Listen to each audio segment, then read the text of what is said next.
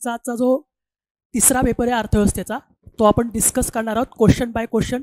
आणि प्रत्येक क्वेश्चन आपण डिटेलमध्ये डिस्कस करू, म्हणजे तुमचा त्याच्या आजूबाजूचा एकही क्वेश्चन गेला नाही पाहिजे नंतर जर आला तर फक्त सगळे, जर इकडल्या लोकांना जर तुम्हाला स्क्रीन दिसत नसेल तर तुम्ही इकडे बसू शकता, कारण मी व्हॅल्यू ॲडेड भरपूर केलेलं आहे. प्रत्येक क्वेश्चनच्या एक्सप्लेनेशनमध्ये व्हॅल्यू ॲडिशन आहे, तर ते तुम्हाला इकडे पूर्णपणे दिसेल.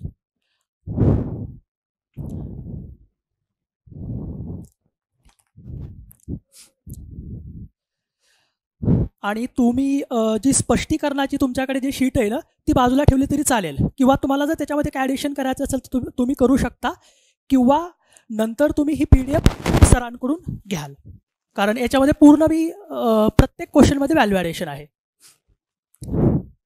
तुमच्यासमोर एक जगद्गुरू संत श्रेष्ठ तुकाराम महाराजांचा एक अभंगाची ओवी आहे, म्हणजे जस्ट एक थोडंसं छोटंसं मोटिवेशन. साधुनी बचनाग खाती तोळा तोळा आणि कांते डोळा न पहावे, साधुनी भुजंग धरितील हाती आणि के कापती देखोनिया, असाध्य ते साध्य करिता सायास कारण अभ्यास तुका म्हणे. एक वत्सनाभ नावाची एक वनस्पती आहे, पांढरी, आणि ती वनस्पतीची जी फुलं असतात ना, ती पांढरी आणि थोडी निळसर असतात, तर ती खूप भयंकर विषारी वनस्पती आहे. तर त्याच्यापासून एक वैद्य, अच्छा इकडे थांबू का, ठीक आहे. तर पूर्वी त्याच्यापासून काय करायचे, वैद्य त्याचं औषध काढायचे, परंतु ते जे सापाचं विष आहे त्याच्यापेक्षाही त्याचं जे औषध असायचं ते विषारी असायचं. परंतु जे आपले तुकाराम महाराज ते काय सांगतात की सरावाने किंवा प्रॅक्टिसने एखादा व्यक्ती ते विष सुद्धा काय करू शकतो, हळूहळू तोळा तोळा पचवू शकतो. साधुनी भुजंग धरितील हाती, कितीही विषारी साप असला तरी तो प्रॅक्टिसने आपल्याला पकडता येतो, बरोबर. परंतु अनेकांचे आणि कापती देखोन्या, बरेच लोकांना त्याची भीती वाटते.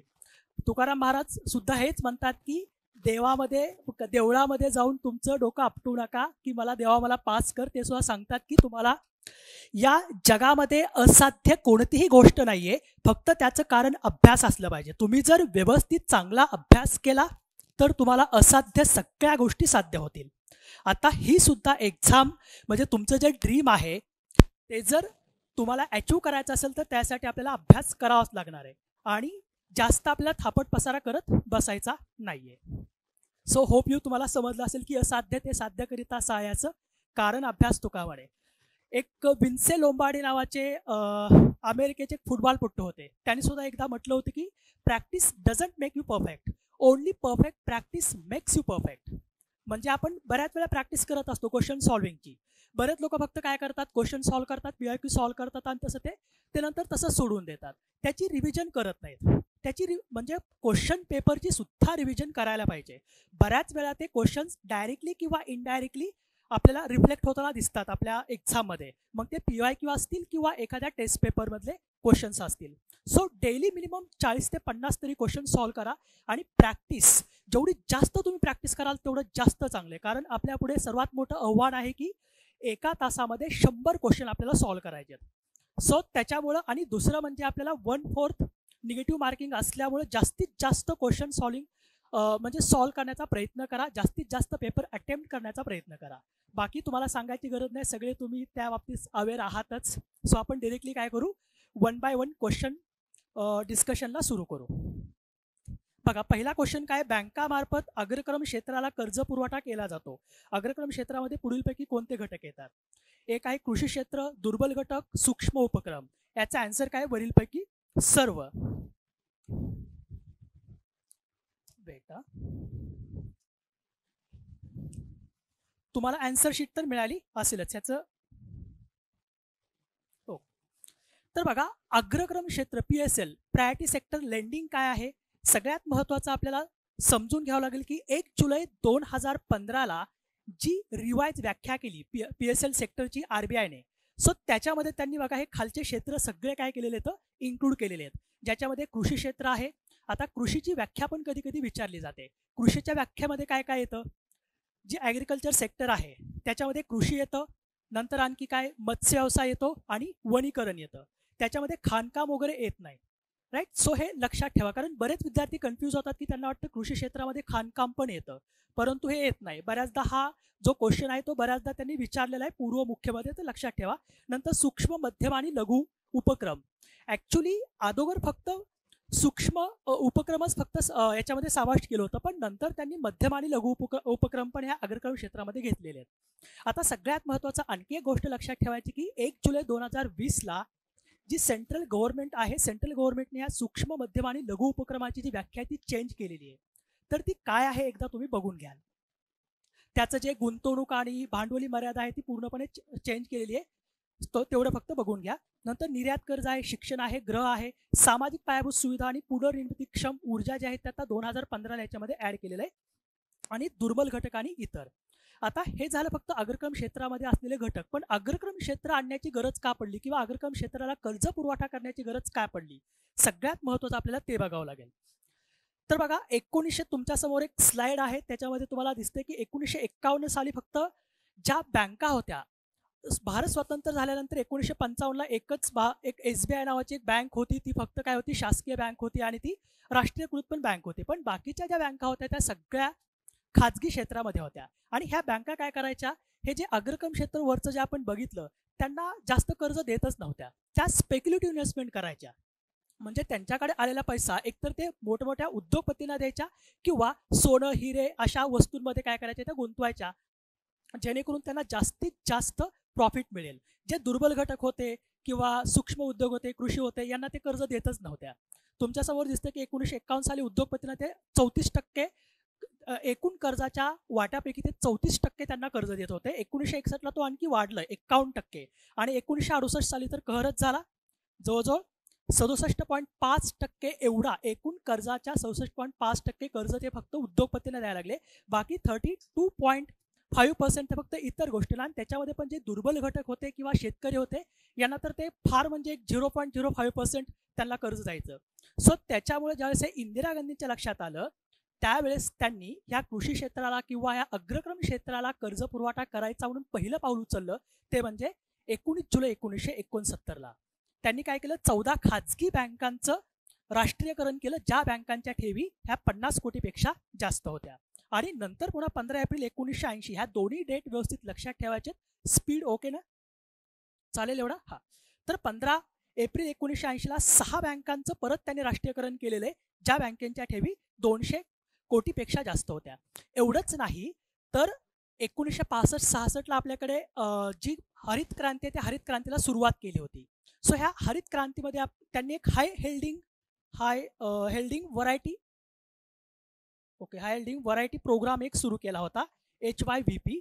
सो या हाय हेल्डिंग व्हरायटी प्रोग्राम अंतर्गत उच्च उत्पादकता कार्यक्रम म्हणून, त्याच्या अंतर्गत जे शेतकरी होते त्या शेतकऱ्यांना काय करायचं होतं, बी बियाणे पुरवायचे होते. मग त्याच्यासाठी जे नंतर आपल्या नॉर्थ इंडियामध्ये आपण जी हरित क्रांती सुरुवात केली होती, पंजाब आणि गंगेचा पूर्ण प्रदेश, सो त्या ठिकाणी शेतकऱ्यांना पेस्टिसाइड्स किंवा बाकी कीटकनाशक याच्यासाठी त्यांना कर्ज पुरवठा करायचा होता, आणि बँका तर कर्ज देत नव्हत्या. सो हे एक कारण होतं की बँकांचं राष्ट्रीयकरण करणं. दुसरं आणखी एक रिझन होतं, ते म्हणजे वित्तीय समावेशन, लोकांचं वित्तीय समावेशन, लोकांना फायनान्शियल सर्व्हिसेस पुरवणं आणि लोकांना फायनान्शियल सर्व्हिसेसमध्ये इन्क्लूड करून घेणं, राईट. त्याच्यासाठी मग 1968ला पहिल्यांदा, आता गव्हर्नमेंटने तर हे 2 पावलं उचलली. काय केलं त्यांनी, राष्ट्रीयकरण केलं. हे गव्हर्नमेंटने पाऊल उचलल्यानंतर आरबीआयला पण काहीतरी करणं आवश्यक होतं. सो त्याच्यामुळे आरबीआयने काय केलं की 1968ला पहिल्यांदा अग्रक्रम क्षेत्राचा उल्लेख केला, आणि उल्लेख करताना त्यांनी काय केलं, फक्त 3च क्षेत्र अग्रक्रम क्षेत्रामध्ये त्यांनी टाकली. त्याच्यामध्ये होते एक मी लिहित नाही, कृषी, सूक्ष्म उद्योग आणि निर्यात कर्ज, हे 3च होते 1968ला. सो नंतर मग त्या व्याख्येमध्ये चेंजेस होत गेलेले आहेत. आता हे तर तुम्हाला सांगितलं की 1969ला 14 खाजगी बँकांचं राष्ट्रीयकरण केलं, आणि त्याच्यासाठीच 1971 साली ह्या बँकांची कर्ज, ह्या बँकांना सतत भीती वाटायची की आमची कर्ज बुडतील. सो त्याच्यामुळे शासनाने त्यांना प्रोटेक्शन, त्यांच्या कर्जांना प्रोटेक्शन देण्यासाठी 1971 साली क्रेडिट गॅरंटी कॉर्पोरेशन ऑफ इंडियाची स्थापना केली. बँकांना सांगितलं की तुमची जर कर्ज बाबा बुडली तर आम्ही आहोत, तुमची ती कर्ज आम्ही देऊ. आणि देन मग 1972ला आरबीआयने अग्रक्रम क्षेत्राची पूर्णपणे व्याख्या केली. सो आता ह्या ज्या 3 कमिटी आहेत, डॉक्टर CS मूर्ती समिती 2007ची, 2011ची MV नायर समिती आणि 2014ला एक इंटरनल वर्किंग ग्रुप होता. या तिन्ही कमिट्यांच्या शिफारसीनुसार ही मग आता 2015ची जी अग्रक्रम क्षेत्राची व्याख्या आहे ती पूर्णपणे केलेली आहे. तर याच्यामध्ये जे दुर्बल घटक आहेत त्याच्यामध्ये कोण येतं, जे SC ST म्हणजे नंतर याच्यामध्ये इतरमध्ये तुम्हाला सांगता येईल जे कुटीर उद्योजक आहेत ते सांगता येतील, किंवा महिला सांगता येतील, बचत गट वगैरे सांगता येतील, त्याच्यामध्ये ते येतात. आता PSL सेक्टरला एकूण कर्ज पुरवठा किती करायचा हे खूप इम्पॉर्टंट आहे. तुम्हाला बऱ्याच वेळा तुम्हाला सगळ्यांना हेच माहिती आहे की एकूण बँक एका वित्तीय वर्षामध्ये जेवढं कर्ज पुरवठा करते त्या एकूण कर्ज पुरवठ्याच्या किती 40% कर्ज पुरवठा अग्रक्रम क्षेत्राला करणं काय आवश्यक आहे, हा RBIचा रूल आहे. जर त्यांनी तसं ते पूर्णपणे कंप्लीट नाही केलं तर त्यांना काय करावं लागतं, वेगवेगळ्या फंडमध्ये तो पैसा ॲड करावा लागतो. जसं की सिडबीचा फंड आहे, नाबार्डचा फंड आहे, राईट, MSME तिकडं फंड आहे, हाऊसिंग जी नॅशनल हाऊसिंग बँक आहे तिचा फंड आहे. सो त्याच्यामध्ये आता याच्यामध्ये ज्या सार्वजनिक बँका आहेत, खाजगी बँका आणि परकीय बँका, ज्या परकीय बँकांच्या शाखा ह्या 20पेक्षा जास्त आहेत, यांना एकूण कर्ज पुरवठ्याच्या 40% कर्ज पुरवठा अग्रक्रम क्षेत्राला करायचा आहे. म्हणजे समजा SBI आहे, तर SBIला समजा एका आर्थिक वर्षामध्ये SBIनं 100 कोटी रुपयांचं कर्ज द्यायचं ठरवलं किंवा कर्ज दिलं, तर 100 कोटींपैकी किती द्यावं लागतील, तर 40 कोटी रुपये काय करावं लागतील, अग्रक्रम क्षेत्राला द्यावे लागतील. समजा SBIने 40 कोटी पैकी 35 कोटीच दिले तर 5 कोटी काय करावं लागतील त्यांना, एकतर PSL सर्टिफिकेट खरेदी करावं लागेल. आता PSL सर्टिफिकेट, आता मी जास्त डीपमध्ये जात नाही, पण आता एक RBIनं नवीन जे आपले रघुराम राजन होते त्यांनी एक नवीन आयडिया पण आणली की बाबा ठीक आहे, तुम्हाला जर नाबार्डच्या फंडमध्ये पैसे टाकायचे नसतील कारण तिकडे 20-20 वर्ष पैसे पडून राहतात बँकांचे, सो त्याच्यामुळे PSL सर्टिफिकेट आणले. कार्बन क्रेडिट तुम्हाला सिस्टम माहिती आहे का, कार्बन क्रेडिट की आपण कार्बन क्रेडिटची आपण विक्री करतात, ज्यांच्याकडे जास्तीचं कार्बन क्रेडिट असतं, ज्यांनी कार्बनचं इमिशन जास्त केलेलं असतं आणि ज्या कंपनीने कमी केलेलं असतं, ज्या कंपनीनं जास्त इमिशन करेल त्यांचं लेवलला आणण्यासाठी इतर कंपन्यांकडून ते विकत घेतात. तसंच PSL सर्टिफिकेट पण सेम. समजा SBIने 35 कोटी 40 कोटीपैकी 35 कोटीच काय केले, एक अग्रक्रम क्षेत्राला दिले. 5 कोटी आता काय झाले, म्हणजे 5 कोटी त्यांना फंडमध्ये टाकावं लागतील. 5 कोटी जर त्यांना एखाद्या फंडमध्ये टाकायचे नसतील, समजा दुसरी बँक आहे ICICIने समजा 100 कोटी रुपये कर्जापैकी 45 कोटी रुपये अग्रक्रम क्षेत्राला दिले, म्हणजे 5 कोटी जास्त दिले. मग RBI काय करेल, ICICIला 5 कोटींचं PSL सर्टिफिकेट देईल. मग SBI काय करेल, त्या ICICI बँकेकडून ते 5 कोटींचं एका वर्षासाठी खरेदी करेल, म्हणजे लेवल झाली एकाच वित्तीय वर्षासाठी. म्हणजे SBIचा जो 20 वर्ष पैसा पडणार होता कशामध्ये, ज्या नाबार्डचा फंड असेल किंवा सिडबीचा फंड असेल, तो वाचला. एका वर्षासाठी PSL सर्टिफिकेट घ्यायचं, नंतर सगळं लेवल होऊन जाते त्यांचं. सो त्याच्यामुळे आता ज्या डिफरन्शियल बँका आहेत याच्यामध्ये रिजनल रूरल बँकेला एकूण आपल्या कर्ज पुरवठ्याच्या 75% कर्ज पुरवठा हा अग्रक्रम क्षेत्राला करावा लागतो, आणि प्लस स्मॉल फायनान्स बँका, ह्या 2 बँका आहेत, ह्या 2 बँकांना काय लागतं, एकूण कर्ज पुरवठ्याच्या 75% कर्ज पुरवठा अग्रक्रम क्षेत्राला करायचा आहे, बाकींना किती आहे, 40%. आता सगळ्यात महत्त्वाचा आणखी एक प्रश्न विचारला जाऊ शकतो की अग्रक्रम क्षेत्राअंतर्गत कोणाला कर्ज पुरवठा करण्याची आवश्यकता नाही, बरोबर. त्याच्यामध्ये नाबार्ड आहे, नंतर नॅशनल हाऊसिंग बँक आहे, कोऑपरेटिव्ह बँका ज्या आहेत त्यांना PSL सेक्टर लागू, म्हणजे PSL सेक्टरला जो कर्ज पुरवठा करायचा आहे ते त्यांना लागू नाही आहे. हे खूप महत्त्वाचं, हे लक्षात ठेवा, कोणाकोणाला लागू नाही. स्मॉल म्हणजे कोण आता नाबार्ड आहे, नंतर सिडबी आहे, देन आणखी कुठली सांगितली मी तुम्हाला, कोऑपरेटिव्ह बँक्स आहेत, आणि नॅशनल हाऊसिंग बँक आहे किंवा मुद्रा बँक आता जी नवीन आली, यांना PSL लागू नाही आहे किंवा ह्यांना अग्रक्रम क्षेत्राला कर्ज पुरवठा करण्याची आवश्यकता नाही. कोऑपरेटिव्ह बँकाची तर त्यांच्यासाठीच स्थापना केलेली आहे, तर शेतकऱ्यांसाठी दिलेलं आहे. सो हे लक्षात ठेवा. आता एकूण कर्ज पुरवठ्याच्या त्यांनी बायफर्केशन कसं केलं हे तुम्हाला लक्षात, ओके नक्की. हां, तर आता हा तुमच्यासमोर चार्ट आहे, हा तुम्हाला लक्षात ठेवायचा आहे की 40%चं त्यांनी बायफर्केशन कसं केलेलं आहे. तर कृषी क्षेत्र आणि लघु आणि सीमांत शेतकरी, लघु शेतकरी आणि सीमांत शेतकरी म्हणजे कोण असतो, ज्यांच्याकडे 1 हेक्टरपेक्षा कमी जमीन असेल, म्हणजे 1 हेक्टर म्हणजे 2.5 एकर, आणि जो लघु शेतकरी असतो ज्याच्याकडे 2 हेक्टरपेक्षा कमी जमीन असेल, म्हणजे 5 एकरपेक्षा, राईट, त्याला लघु शेतकरी म्हणतात. आजच्या याच्यामध्ये पुढे क्वेश्चन पण आहे, राईट. तर कृषी क्षेत्र आणि लघु व सीमांत शेतकऱ्यांना एकूण 10 + 8 असे टोटल 18% काय करायचं आहे, भारतीय बँकांनी प्लस ज्या परकीय बँकांच्या शाखा 20 पेक्षा जास्त आहेत त्यांना काय करायचं, तेवढा कर्ज पुरवठा करायचा. नंतर सूक्ष्म उपकरणासाठी 7.5%, दुर्बल घटक 10%, इतर PSL सेक्टर जे बाकी आहे त्यांच्यासाठी 4.5%, म्हणजे असं टोटल 40%. आणि ज्या परकीय बँकांच्या शाखा 20 पेक्षा कमी आहेत त्यांना 2015 मध्ये 32% लक्ष दिलं होतं. 32% नंतर 39% आणि 2020 पर्यंत त्यांना 40% काय करायचं होतं, कव्हर करायचं होतं. सो होप यू तुम्हाला समजलं असेल. आणि सगळ्यात महत्त्वाची एक जी M. नरसिम्हन होते त्यांच्या अध्यक्षतेखाली 1991 साली एक बँकिंग रिफॉर्म्स कमिशन बसलं होतं. सो त्यांनी एक याच्यामध्ये शिफारस केली होती की जे PSL सेक्टरला तुम्ही 40% जो वाटा देता एकूण कर्ज पुरवठ्याचा तो कमी करा आणि 10% द्या आणि तो वाटा तुम्ही बाकी उद्योग क्षेत्रामध्ये वगैरे वळवा.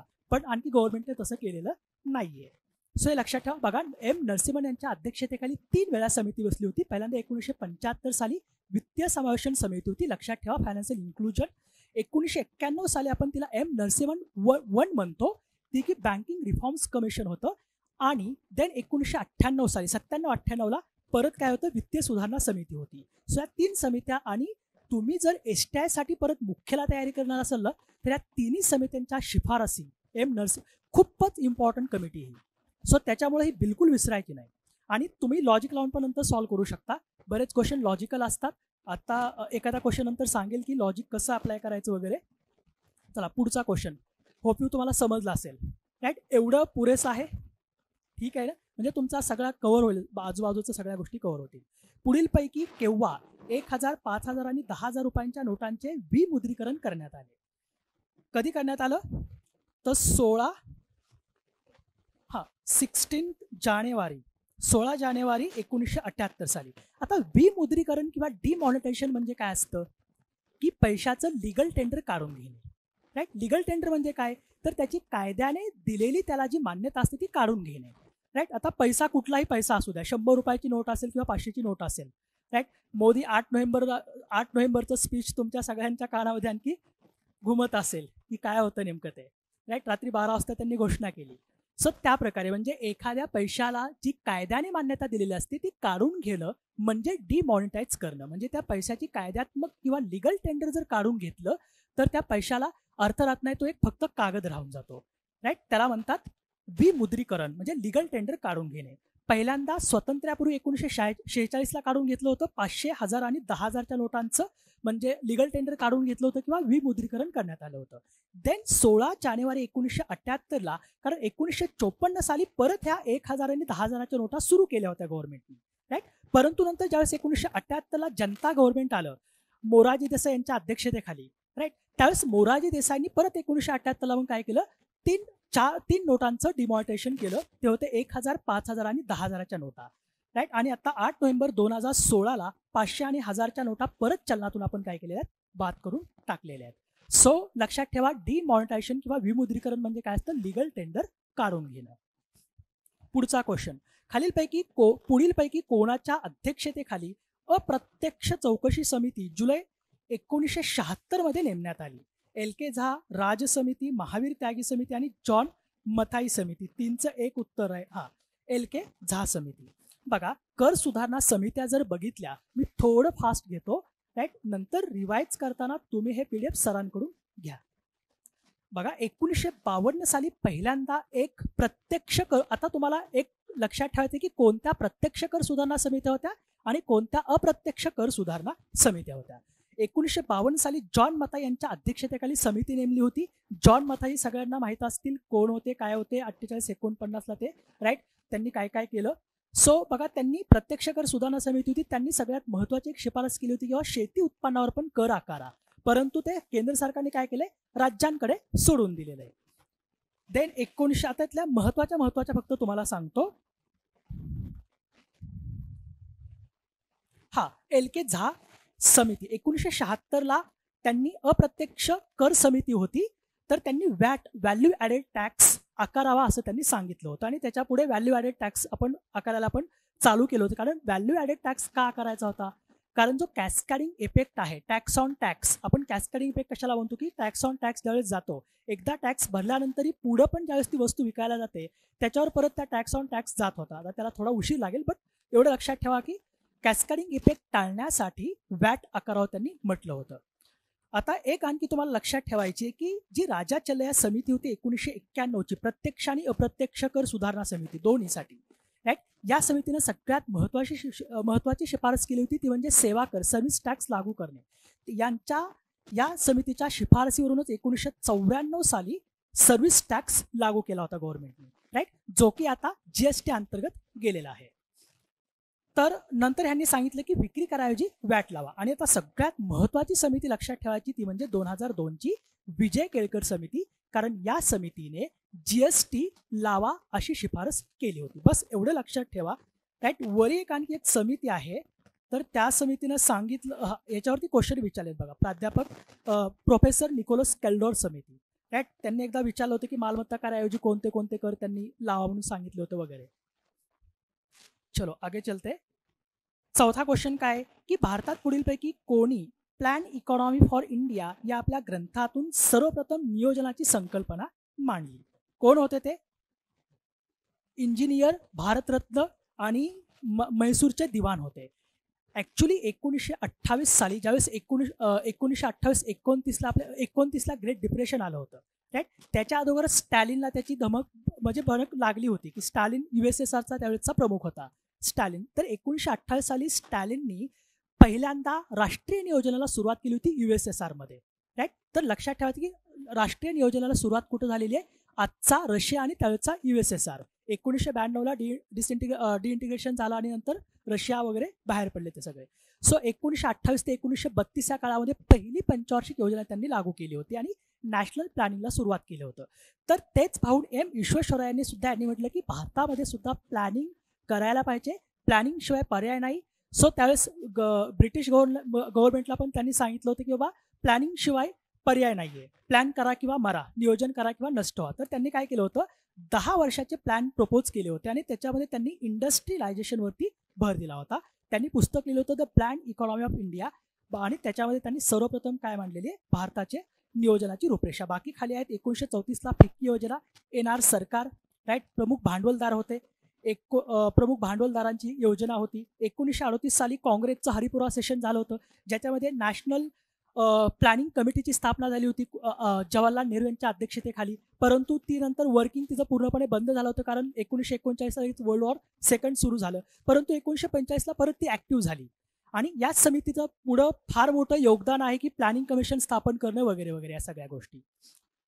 Then Bombay plan, right. याच्यामध्ये 8 कोण कोण आहेत ते एकदा बघून घ्या, ते तुम्हाला पुस्तकामध्ये मिळून जातील.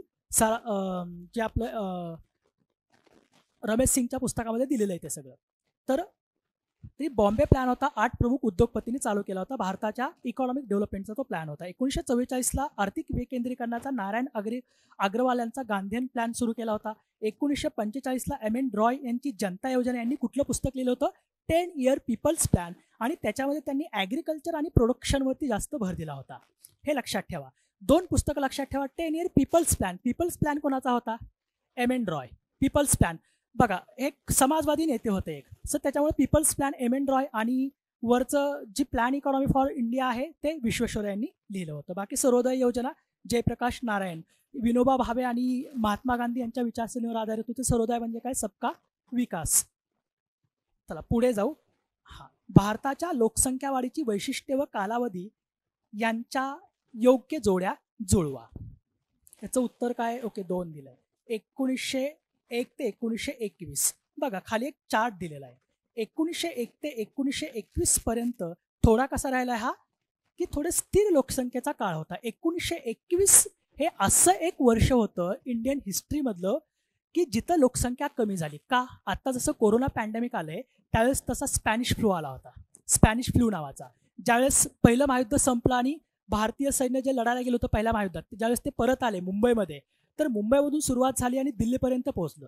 एवढंच नाही, महात्मा गांधींना पण स्पॅनिश फ्लूची लागण झाली होती. महात्मा गांधींची सून स्पॅनिश फ्लूमध्ये गेली, महात्मा गांधी वाचले. महात्मा गांधी जर वाचले नसते तर आज आपण काय असतो हे तुम्हाला म्हणजे तुम्ही विचार करा. महात्मा गांधी सुदैवानं वाचले, त्यांना स्पॅनिश फ्लू, आणि त्यावेळेस असंही सांगितलं जातं की गंगा जी नदी आहे ना, असे जिकडे बघून तिकडे असे सगळे प्रेत वाहत होते. एकूण लोकसंख्येच्या जवळजवळ 6%, 6% पॉप्युलेशन इंडियाची पूर्णपणे मृत पावली होती त्या रोगाने, स्पॅनिश फ्लू नावाच्या. आता असा कोरोनाला त्या स्पॅनिश फ्लू, त्याच्यामुळंच हे तुम्हाला इथं लोकसंख्या कमी झालेली दिसते 1921 साली. म्हणून त्याला म्हणतात महाविभाजनाचं वर्ष, की एकच इंडियन हिस्ट्रीमध्ये असं वर्ष होतं की जिथं लोकसंख्या वृद्धी दर किंवा लोकसंख्या कमी झाली होती. तिथून पुढे 1951 पर्यंत जरा धीम्या गतीने वाढत गेलेली आहे आणि तिथून पुढे जास्त वाढलेली आहे. 1971 पासून लोकसंख्या वाढली आहे, परंतु लोकसंख्येचा जो वृद्धी दर आहे तो वृद्धी दर कमी झालेला आहे. राईट.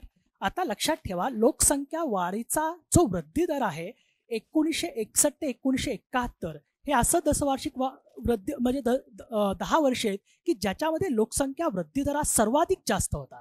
बघा, इकॉनॉमिक्समध्ये डेटा अनालिसिस खूप महत्वाचं आहे आणि पॉप्युलेशनवरती डेटा अनालिसिस वरती जास्त क्वेश्चन विचारले जातात. बरोबर. आजकाल फॅक्च्युअल डेटा फार कमी विचारते एमपीएससी. डेटा अनालिसिस करूनच त्याच्यावरची स्टेटमेंट बनवूनच जास्त क्वेश्चन विचारते. सो तुम्हाला हा डेटा अनालिसिस अनालाइज करता आला पाहिजे. आता 1961 ते 1971 महाराष्ट्र आणि इंडिया, भारतामध्ये दोन्हीकडे वृद्धी दर सर्वाधिक जास्त होता. तिथून पुढे मग हळूहळू तो कमी होत गेलेला आहे. लोकसंख्या वाढली आहे, परंतु लोकसंख्येचा वृद्धी दर कमी होतोय, हे लक्षात ठेवायचं. बाकी ते तर रट्टा मारायचे काम आहेत, ते तर आपण रट्टा मारूनच ठेवतो, परंतु तुम्हाला ट्रेंड समजला पाहिजे. राईट. आजकाल ट्रेंडवरती जास्त क्वेश्चन विचारतात. गेल्या वर्षी त्यांनी याच्यावर पण आपले जी परकीय व्यापार आणि व्यवहार तोल आहे, ज्याच्यामध्ये agriculture sector, service sector, industry sector यांचा ट्रेंड विचारला जातो. आजकाल 1951 ते 1961 पर्यंत कसा ट्रेंड होता, ॲग्रिकल्चर सेक्टरचा ग्रोथ रेट कसा कमी झाला की वाढला की स्थिर राहिला आहे. सो हे सगळं व्यवस्थित बघून घ्या.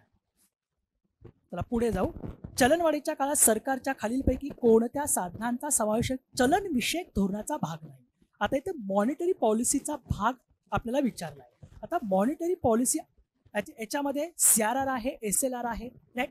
हा जर आता चलन वाढ झालेली आहे, चलन वाढ झाली म्हणजे काय, लोकांच्या हातात जास्त पैसा आलेला आहे, लोक खरेदी करायला चालले मार्केटमध्ये, जास्तीत जास्त वस्तू खरेदी करतायत, त्याच्यामुळे त्या वस्तूंचा काय झालेला आहे, भाव वाढलेला आहे, म्हणजे चलन वाढ झाली. किंवा बँकांची कर्ज स्वस्त झाल्यामुळं जास्तीत जास्त काय झालेलं आहे, लोकांनी कर्ज घेतलेत, कारण RBIनं चलन वाढ जे पॉलिसी रेट आहेत ते पॉलिसी रेट काय केलेले आहेत, कमी केलेले आहेत. कमी केले की मग काय होतं, जास्तीत जास्त कर्ज पुरवठा बँकांतर्फे केला जातो. त्याच्यामुळे रोख राखीव प्रमाण, वैधानिक तरलता प्रमाण वाढवणे हे चलनविषयक धोरणाचा म्हणजे भाग आहे. बँक रेट वाढवणे, रेपो, रिव्हर्स रेपो आणि रेपो रेट वाढवणे. सो फक्त ब ह्याच्यातला तुम्हाला इलिमिनेट करायचा आहे. ब जर इलिमिनेट केला, हा म्हणजे तुम्हाला काय भाग नाही असं विचारलं, म्हणजे केवळ ब भाग नाहीये. लक्षात ठेवा, मॉनिटरी पॉलिसीची 2 प्रकारची साधनं असतात. एक असतं संख्यात्मक आणि असते गुणात्मक, क्वांटिटेटिव्ह आणि क्वालिटेटिव्ह. जे संख्यात्मक साधने त्याच्यामध्ये सगळे रेशिओ येतात. SLR असेल, CRR असेल, बँक रेट असेल, राईट, ओपन मार्केट ऑपरेशन असेल, मार्केट स्टॅबिलायझेशन स्कीम असेल, वगैरे वगैरे.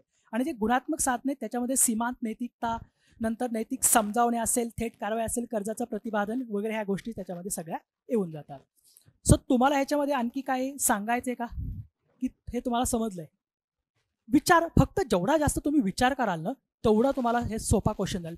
याच्यामध्ये पूर्ण कॉन्सेप्ट आहे. कॉन्सेप्च्युअल क्लॅरिटी एकदा तुमची असली की तुम्हाला सगळे क्वेश्चन सुटून जातात.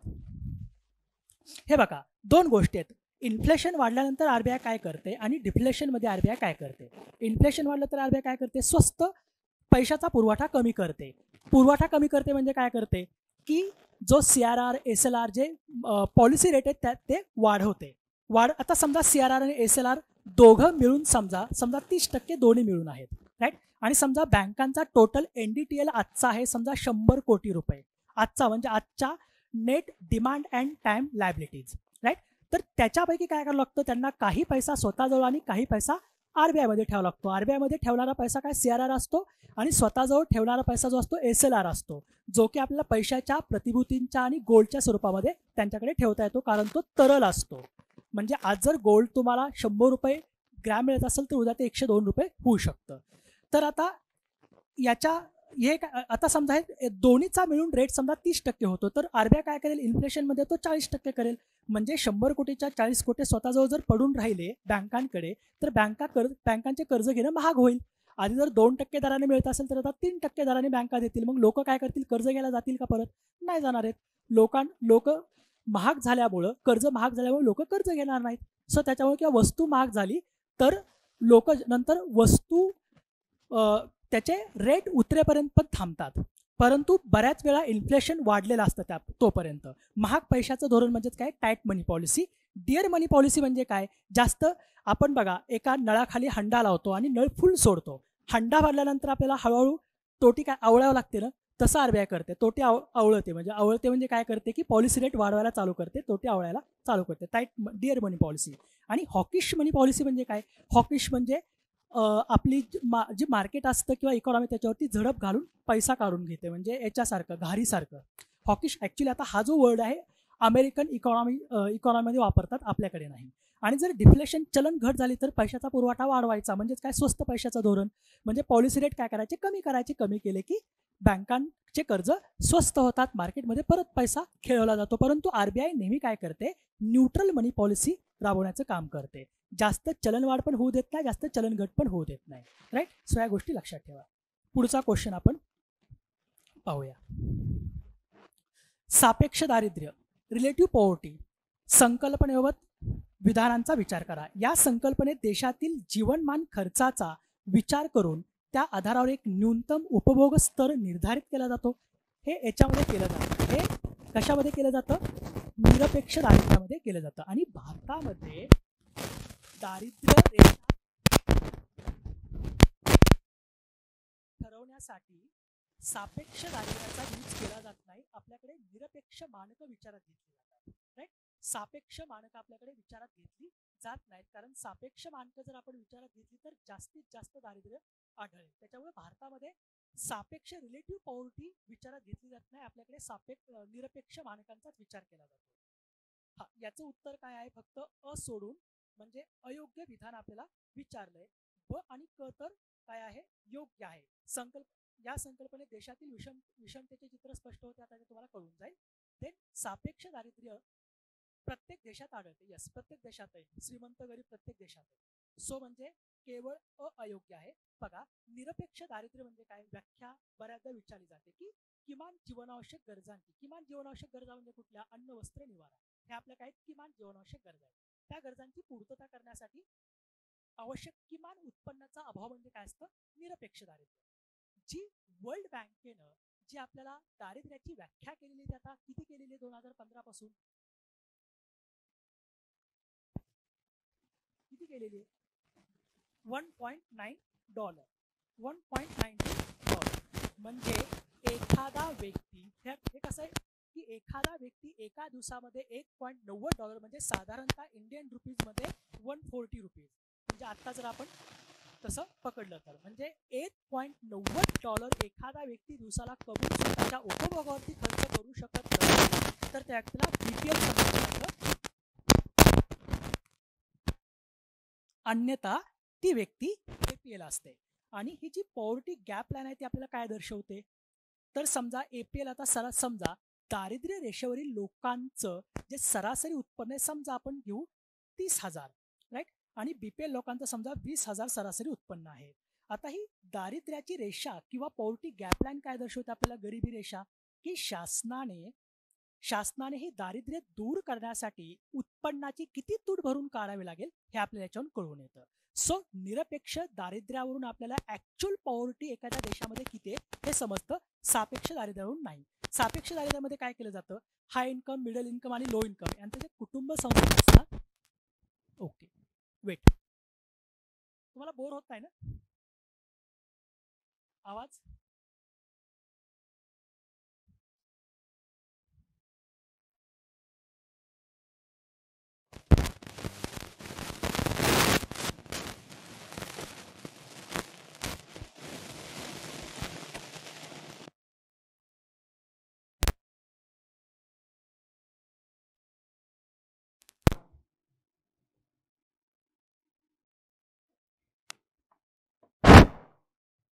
Okay, great, thank you.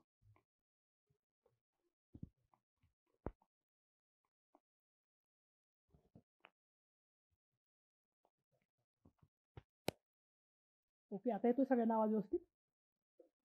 ठीक आहे.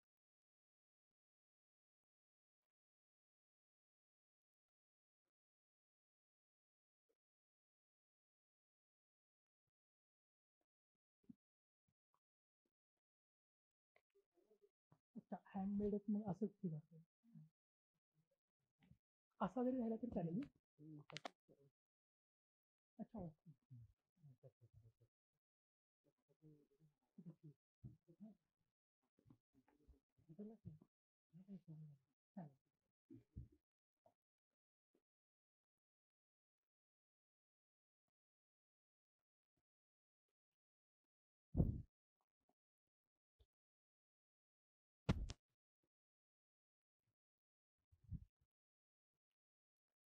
Great, thank you.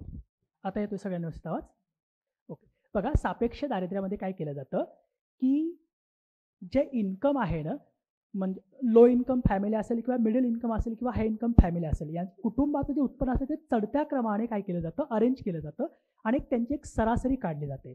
समजा ही अंबानी फॅमिली आहे, समजा ह्यांचं 50 लाख उत्पन्न आहे, राईट. मिडल इन्कम समजा ह्यांचं 30,000 उत्पन्न आहे आणि लो इन्कम समजा ह्यांचं 15,000 किंवा 10,000 पकडा तुम्ही, 10,000 इन्कम आहे. यांची सरासरी किती येईल, टोटल किती येतं आहे, 5 आणि 3 8 90,000. 90,000 भागीला 3 करायचं, त्याला सरासरी किती येईल ह्याची, 3 त्रिक 9 म्हणजे 30,000. म्हणजे 30,000 उत्पन्न ज्या कुटुंबाचं नाही, असा काय असतो तो, म्हणजे याच्यामध्ये काय केलं जातं, याच्या तुलनेमध्ये हा गरीब आणि याच्या तुलनेमध्ये हा गरीब, तुलना केली जाते. तो उत्पन्नाची तुलना करून कुणाच्या तुलनेमध्ये कोण गरीब हे याच्यामध्ये विचारात घेतलं जातं. याच्यामध्ये उत्पन्नाचं वितरण आणि उत्पन्न पातळी विचारात घेऊन सापेक्ष दारिद्र्य मोजलं जातं. परंतु सापेक्ष दारिद्र्याने ॲक्च्युअल जे दारिद्र्य आहे देशामधलं ते कळत नाही. आता समजा हा मिडल इन्कम फॅमिली आहे, याचं उत्पन्न 30,000 आहे, परंतु या सापेक्ष दारिद्र्यामध्ये तो काय APL ठरतोय ना आपल्या उदाहरणामध्ये. आता समजा हे काय, हम दो हमारे तीन म्हणजे 5 झाले लोक आहे. हे काजू बदाम खातील असं आहे का 30,000? काजू बदाम खातील असं आहे का, नाही ना. मग आता हा व्यक्ती ॲक्च्युअलमध्ये गरीब आहे की श्रीमंत आहे सांगू शकतच नाही आपण. सो त्याच्यामुळे या सापेक्ष दारिद्र्यावरून ॲक्च्युअल पॉवर्टी आपल्याला कळत नाही. त्याच्यामुळे भारतामध्ये निरपेक्ष दारिद्र्य मोजलं जातं आणि भारतामध्ये दारिद्र्य मोजण्यासाठी निरपेक्ष मानकांचाच विचार केला जातो. चलो आगे चलते. चलनवाढीच्या काळात सरकारच्या आठवा आहे ना, तर जेव्हा नवीन उद्योग जुन्या उद्योगांना आपल्या व्यवसायातून बाहेर पडण्यास भाग पाडतात, अशा परिस्थितीत निर्माण होणाऱ्या बेरोजगारीला काय म्हणतात? काय म्हणतात? संरचनात्मक बेरोजगारी. आता घर्षणात्मक आजचं उत्तर फ्रिक्शनल अनएम्प्लॉयमेंट, राईट. बघा, शहरी बेरोजगारीचा हा प्रकार आहे फ्रिक्शनल अनएम्प्लॉयमेंट. घर्षणात्मक बेरोजगारी म्हणजे काय असते, समजा मी आहे, समजा राम आहे, राईट. राम समजा TCS मध्ये काम करतोय. रामनी TCS मध्ये काम करताना समजा त्याचा जॉब गेला किंवा त्याने जॉब सोडला. जॉब सोडल्यानंतर मधले 2 महिने त्याने तो काय करत होता, नवीन जॉब शोधत होता. नवीन जॉब त्याने 2 महिने तो काय होता, बेरोजगारच होता. नवीन जॉब शोधता शोधता त्याला काय मिळाले, नंतर त्याला इन्फोसिसमध्ये जॉब मिळाला. परंतु कधी, 2 महिन्यानंतर. म्हणजे मधल्या 2 महिन्याच्या काळात तो काय करत होता, घासत होता ना जॉब मिळवण्यासाठी, बरोबर. तर त्या प्रकारे फ्रिक्शनल घर्षणात्मक बेरोजगारी त्याला म्हणतात, घर्षणात्मक बेरोजगारी. The unemployment which exists in any economy due to people being the process of moving from one job to another job. म्हणजे दुसरा जॉब मिळवताना मधल्या काळामध्ये तो ज्यावेळेस बेरोजगार होता त्यावेळेस तो काय करतो, नवीन जॉब मिळवण्यासाठी प्रयत्न करतोय, त्याला म्हणतात घर्षणात्मक. आता शहरी बेरोजगारीचा आणखी एक संरचनात्मक बेरोजगारी प्रकार आहे, राईट. संरचनात्मक बेरोजगारी म्हणजे काय, समजा एखादा इंजिनियर आहे, IT इंजिनियर आहे आणि त्याने C आणि C++ समजा त्याच्या ग्रॅज्युएशनमध्ये कोर्सेस म्हणजे त्याने त्या लँग्वेजेस केल्या असतील. परंतु आता मार्केटची मागणी आहे की आम्हाला जावा आणि पायथॉनवाले लोक पाहिजेत. म्हणजे त्याला मार्केटच्या मागणीनुसार त्याच्याकडे कौशल्य नाही, जरी तो इंजिनियर असला तरी. मग त्याला काय करावं लागेल, मार्केटच्या मागणीनुसार ते कौशल्य त्याला प्राप्त करून घ्यावं लागेल. त्याला म्हणतात संरचनात्मक ओपन किंवा स्ट्रक्चरल अनएम्प्लॉयमेंट. आणि जी चक्रीय सायक्लिकल अनएम्प्लॉयमेंट म्हणजे काय असते, ज्यावेळेस इकॉनॉमीमध्ये सतत चढ उतार येत असतात, बरोबर. ज्यावेळेस चढ येतो म्हणजे ज्यावेळेस GDP ग्रोथ रेट चांगला असतो, त्यावेळेस GDP ग्रोथ रेट जर चांगला असेल तर डेव्हलपमेंट पण चांगली होते. आर्थिक वाढ ही आर्थिक विकासाला पूरक असते. आर्थिक वाढीशिवाय आर्थिक विकास शक्य आहे का, नाहीये. परंतु आर्थिक विकासाशिवाय वाढ शक्य आहे का, आहे ना. आर्थिक विकासाशिवाय वाढ शक्य आहे, परंतु आर्थिक वाढीशिवाय विकास शक्य नाही. देशाची आर्थिक वाढ चांगली झाली तर विकास होणार आहे. तुमच्याकडे चांगलं पेमेंट किंवा चांगला पैसा आला तर तुमचा विकास होणार आहे, आपला विकास होणार आहे, राईट. सो म्हणजे ज्या वेळेस इकॉनॉमी पीकवर असते त्यावेळेस चांगले जॉब क्रिएशन होतं किंवा चांगलं त्यावेळेस बेरोजगारी कमी होते.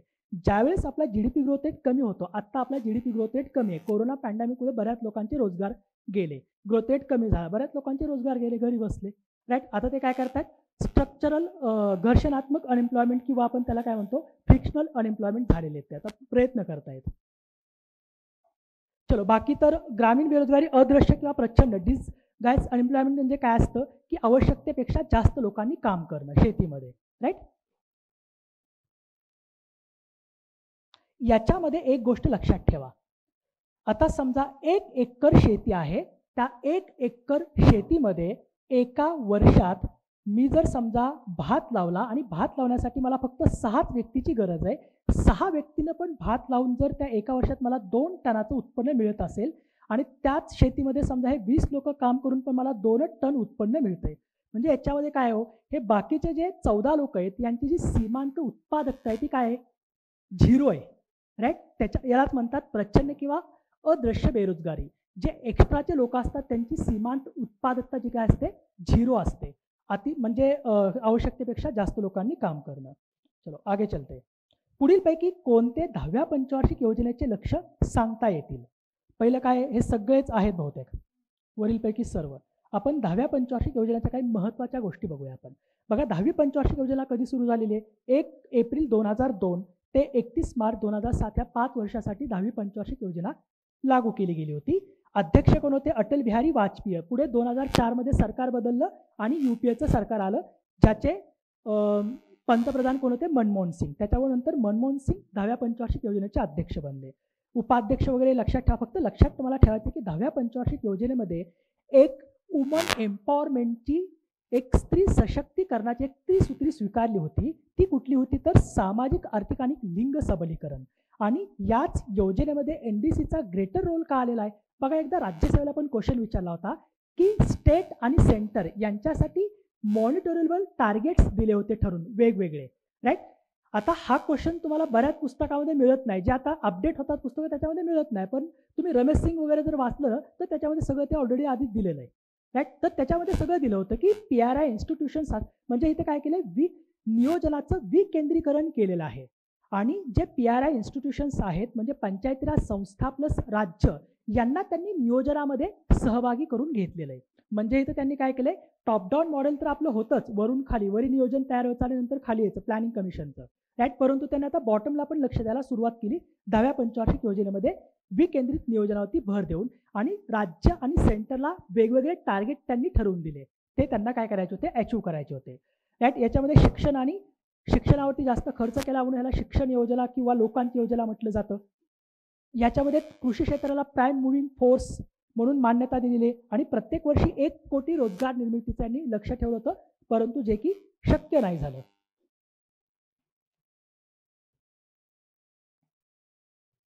चलो, आता पुढचा क्वेश्चन आहे, व्यवहार तोलातील भांडवली खात्यामध्ये पुढीलपैकी कशाचा समावेश होतो. सगळ्यात महत्त्वाचं व्यवहार तोल, बॅलन्स ऑफ ट्रेड किंवा बॅलन्स ऑफ पेमेंट. आता बॅलन्स ऑफ पेमेंटचा आपण विचार करतो, बॅलन्स ऑफ पेमेंट. तर याच्यामध्ये 2 खाती असतात, एक असतं करंट अकाउंट आणि एक असतं कॅपिटल अकाउंट. करंट अकाउंटमध्ये दोन खाते असतात, एक असतं अदृश्य आणि एक दृश्य. दृश्य म्हणजे काय, दिसणारं, जो वस्तूंचा व्यापार आहे तो आपल्याला दिसणार आहे, राईट. की वस्तूंचा जो आयात निर्यात केली जाते तो दृश्य व्यापार आहे, आणि अदृश्य कुठला, सेवा व्यापार. त्याच्यामध्ये सॉफ्टवेअर वगैरे सगळ्या गोष्टी येतात आयात निर्यातीमध्ये. नंतर जो नफा मिळतो, व्याज मिळते, डिव्हिडंड मिळते शासनाला, एखाद्या कंपनीमध्ये जे पैसे गुंतवलेले असतात त्याच्यावर आपल्याला काय म्हणतो, प्रॉफिट मिळतो, किंवा शेअरवर आपल्याला जो प्रॉफिट मिळतो त्याला आपण डिव्हिडंड वगैरे म्हणतो, राईट. नंतर जे व्याज मिळतं, शासनाने दिलेली जी कर्ज असतात किंवा आपण एखाद्या व्यक्तीला कर्ज दिल्यानंतर त्याच्यावर जे आपल्याला व्याज मिळतं ते व्याज सुद्धा शासनाचं कुठं जमा होतं तर अदृश्य खात्यामध्ये जमा होतं. जे रेमिटन्सेस म्हणजे काय, आपले बंधू भगिनी बाहेर देशामध्ये जाऊन काम करतात, बरोबर, ते तिथं पैसे कमवतात, पैसे कमवलेले ते भारतात पाठवतात, त्याला म्हणतात रेमिटन्सेस. आणि सगळ्यात जास्त रेमिटन्सेसमध्ये इंडिया सध्या 1 नंबरला आहे. चायना सुद्धा पाठीमागे टाकले, सगळ्यात जास्त बाहेरून जो रेमिटन्सेस येतात ते सगळ्यात जास्त इंडियामध्ये येतात, राईट. देन डोनेशन्स, आपल्याला डोनेशन्स म्हणजे काय, फुकटचा पैसा, राईट, जे आपल्याला बाहेरच्या देशातल्या वेगवेगळ्या संस्था डोनेट करतात. नंतर गिफ्ट आणि ग्रँट्स, आणि जो भांडवली खाता आहे त्या भांडवली खात्यावरती काय काय येतं, गुंतवणूक. मग ती FDI किंवा FPI, फॉरेन पोर्टफोलिओ इन्व्हेस्टमेंट असेल किंवा फॉरेन डायरेक्ट इन्व्हेस्टमेंट असेल, ही भांडवली खात्यामध्ये. आता भांडवलामध्ये गुंतवणूक होते ना एखाद्या कंपनीमध्ये वगैरे, त्याच्यावरती भांडवली खात्यामध्ये येणार आहे. नंतर परकीय कर्ज, नंतर परकीयांची भारतीय बँक किंवा इन्शुरन्समध्ये त्यांनी इन्शुरन्स वगैरे काढला किंवा तिथं त्यांनी केलेली गुंतवणूक वगैरे, हे सगळं भांडवली खात्यामध्ये येतं. आणि RBIचं जे फॉरेन एक्सचेंज रिझर्व्ह आहे ना, तो सुद्धा भांडवली खात्यामध्येच येतो. फॉरेन एक्सचेंज रिझर्व्हमध्ये काय असतं, परकीय चलन असतं, गोल्ड असतं, आणि आणखी काय, रिझर्व्ह ट्रांचे असतात, SDR असतात. ते सगळं जे बॅलन्स शीट असतं किंवा RBIचा जो फॉरेन एक्सचेंज रिझर्व्ह असतो त्याच्यामध्ये सगळं येतं हे. सो हे लक्षात ठेवा. म्हणजे याच्यामध्ये कुठला आपल्याला बाहेर काढता येईल. आता इथे काय म्हटलंय की भांडवली खात्यामध्ये म्हटलंय बाह्य मदत, बाह्य वाणिज्य कर्ज आणि वस्तूंच्या आयात निर्यातीचे व्यवहार. आयात निर्यातीचे व्यवहार कुठे येतात हे, तर येतात चालू खात्याच्या दृश्य खात्यावरती. त्याच्यामुळं क गेला. याच्यामध्ये काय म्हटलं की कशाचा समावेश होतो, क गेला. ओके, फक्त ब तर नाही येणार, अ पण येतोय, म्हणजे अ आणि ब बरोबर. कुणाला काही प्रॉब्लेम नाही ना, जमतं व्यवस्थित, चाललं व्यवस्थित ना. ओके, चला पुढे जाऊ. हा, जिफेन किंवा गिफेन, आपण मराठीमध्ये गिफेन म्हणतो, इंग्लिशमध्ये जिफेन. ओके, जिफेन गुड्स म्हणजे काय. आता जिफेन गुड्स बघा, तुमच्यासमोर एक चार्ट आहे, तो एकदा लक्षात घ्या. नेहमीच्या वस्तू काय असतात, वस्तू ज्यावेळेस महाग होते, महाग झाली की त्याची मागणी कमी होते, राईट. परंतु जिफेन वस्तू अशा असतात, एक रॉबर्ट जिफेन नावाचा हा शास्त्रज्ञ होता, ब्रिटिश होता. तर त्याने म्हटले की जिफेन वस्तू म्हणजे कुठल्या, की आता आपला गेल्या वर्षी काय झालं, कोरोना पॅन्डेमिकमुळं लॉकडाऊन लावलं की आपण सगळे उलटलो ना दुकानांवर, कांदे घे, हे घे, ते घे, 10-12 दिवसाचा सगळा रिझर्व्ह आपण करून ठेवायला लागलो. म्हणजे जिफेन वस्तू म्हणजे काय, की वस्तू महाग झाली तरी त्याची मागणी वाढतच जाते, त्याच्यामध्ये मग ब्रेड, मटन, कांदा वगैरे असेल. बघा, कांदे महाग होतात म्हणून आपण खरेदी करून ठेवतो, बरोबर का, 1-2 किलो, 5 किलो, आई म्हणते 5 किलो नाही, आणखी 5 किलो घे, कारण महाग होणार आहेत म्हणे. आता 40 रुपये, उद्या 50 रुपये होतील, आपण घेत राहतो सतत. मग ते त्यालाच म्हणतात, रॉबर्ट जिफेननी ज्या वस्तू सांगितल्या की ज्या वस्तूंच्या किमती ह्या त्या महाग झाल्या तरी आपण त्या वस्तू घेतो, म्हणजे वस्तू महाग झाली तरी त्याची मागणी वाढते, त्याला म्हणतो आपण जिफेन गुड्स. म्हणजे याचं उत्तर कुठलं येईल, ओके, अशा वस्तू ज्यांची किंमत वाढली तरी सुद्धा त्यांच्या मागणीत वाढच होते. पुढचा, प्रादेशिक ग्रामीण बँका, रिजनल रूरल बँका, याबाबत विधानांचा विचार करा. 1975 मध्ये M. नरसिंहन यांच्या अध्यक्षतेखालील कार्यगटाच्या शिफारसीवरून 5 प्रादेशिक ग्रामीण बँका स्थापन करण्यात आल्या. ओके, आता इथं अयोग्य विधान आपल्याला विचारलेलं आहे. असे जे कीवर्ड्स असतात ना, कीवर्ड्सला कधी अंडरलाईन करून ठेवायचं, म्हणजे आपल्याला योग्य विचारले की अयोग्य विचारले ते कळून जातं. अच्छा, अयोग्य नसलेले, चला मीच चुकलो, अयोग्य नसलेलं आपल्याला बघायचं आहे. अयोग्य नसलेले विधान, 1991च्या नरसिंहन समितीच्या शिफारसीवरून प्रादेशिक ग्रामीण बँकाच्या विलिनीकरणाची प्रक्रिया नाही, चुकलं हे व्यास कमिटी होती, त्या व्यास कमिटीच्या शिफारसीनुसार काय केले, त्यांनी एकमेकांमध्ये विलिनीकरण चालू केलं होतं. का, त्याचं रिझन पण आता मी तुम्हाला सांगतो. म्हणजे केवळ अ बरोबर आहे, ब चुकीचं आहे. लक्षात घ्या, प्रादेशिक ग्रामीण बँकांची स्थापना का करण्यात आली. 1975 साली M. नरसिंहन यांच्या अध्यक्षतेखाली फायनान्शियल इन्क्लुजन समिती स्थापन केली होती, राईट. तर त्यांनी शिफारस केली की ग्रामीण भागासाठी प्रादेशिक ग्रामीण बँका स्थापन कराव्या. त्यासाठी इंदिरा गांधी सरकारने काय केलं, सप्टेंबर 1975 मध्ये राष्ट्रपतींच्या नावे ऑर्डिनन्स इश्यू केला. कारण त्यावेळेस ऑर्डिनन्स कधी इश्यू केला जातो, ज्यावेळेस संसदेची दोन्ही सभागृह किंवा 2 सभागृहांपैकी एक सभागृह जर सेशनमध्ये नसेल तर त्यावेळेस ऑर्डिनन्स इश्यू केला जातो. कारण कायदा बनवायचा असेल तर दोन्ही सभागृहांची परमिशन किंवा दोन्ही सभागृहात तो कायदा पास होणं गरजेचं असतं. सो त्याच्यामुळे त्यांनी ऑर्डिनन्स काढला आणि तो ऑर्डिनन्स नंतर कधी पास झालेला आहे, 1976 मध्ये. त्याच्यामुळं प्रादेशिक ग्रामीण बँकांची स्थापना 2 ऑक्टोबर 1975 ला एकूण 5 रिजनल रूरल बँका स्थापन झाल्या. परंतु ज्यावेळेस दोन्ही सभागृह सेशनमध्ये आली संसदेची, त्यावेळेस मग 1976 मध्ये त्या ऑर्डिनन्सचं कायद्यामध्ये रूपांतर करून घेतलेलं आहे. त्याच्यामुळे RRB कायदा 1976चा आहे, परंतु स्थापना 1975ला आहे. आता एकूण रिजनल रूरल बँक किती आहेत, 45 रिजनल रूरल बँका सध्या भारतामध्ये आहेत. त्यापैकी 2 महाराष्ट्रामध्ये आहेत, एक महाराष्ट्र ग्रामीण बँक आणि विदर्भा आणि कोकण ग्रामीण बँक, ह्या 2 महाराष्ट्रामध्ये आहेत फक्त 45.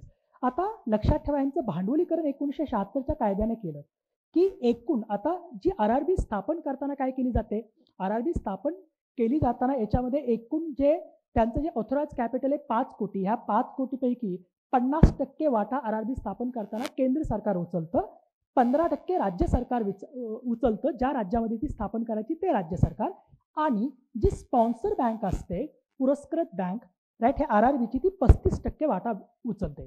आता हे जे पुनर्भांडवलीकरण पण केलं होतं कधी 2015ला, खाली दिलेलं आहे मी, हे बघा, परंतु आणखी लागू केलेलं नाहीये. कारण प्रॉब्लेम काय झाला, प्रॉब्लेम असा झाला की रिजनल रुरल बँका भरपूर होत्या, 100पेक्षा जास्त होत्या, पण त्यांचं एनपीए एवढं वाढत चाललं की तुमच्या माझ्यासारखे हुशार लोक काय करायला लागले, आरआरबीकडून कमी व्याजाने पैसे घ्यायला लागले आणि ते पैसे व्याजाने बाकीच्या लोकांना द्यायला लागले किंवा शेअर मार्केट वगैरे गुंतवायला लागले आणि तिकडून पैसा कमवायला लागले. आणि मग ज्यावेळेस पैसे फेडायची बारी आली आपल्यावरती, त्यावेळेस मग आपण काय विचार करतो, चला निवडणूक लागणारे सरकार माफ करून टाकतंय, हे असं प्रॉब्लेम व्हायला लागले. सगळे असे प्रॉब्लेम व्हायला लागल्यामुळे त्याचं काय केलं, त्यांनी विलिनीकरणाला सुरुवात केली, कारण सगळ्या घाट्यामध्ये तोट्यामध्ये चालल्या होत्या सगळ्या आरआरबी. मग त्याच्यामुळे मग त्यांनी पुनर्भांडवलीकरण करणं आणि विलिनीकरण करणं, ह्या 2 गोष्टी करायला सुरुवात केली.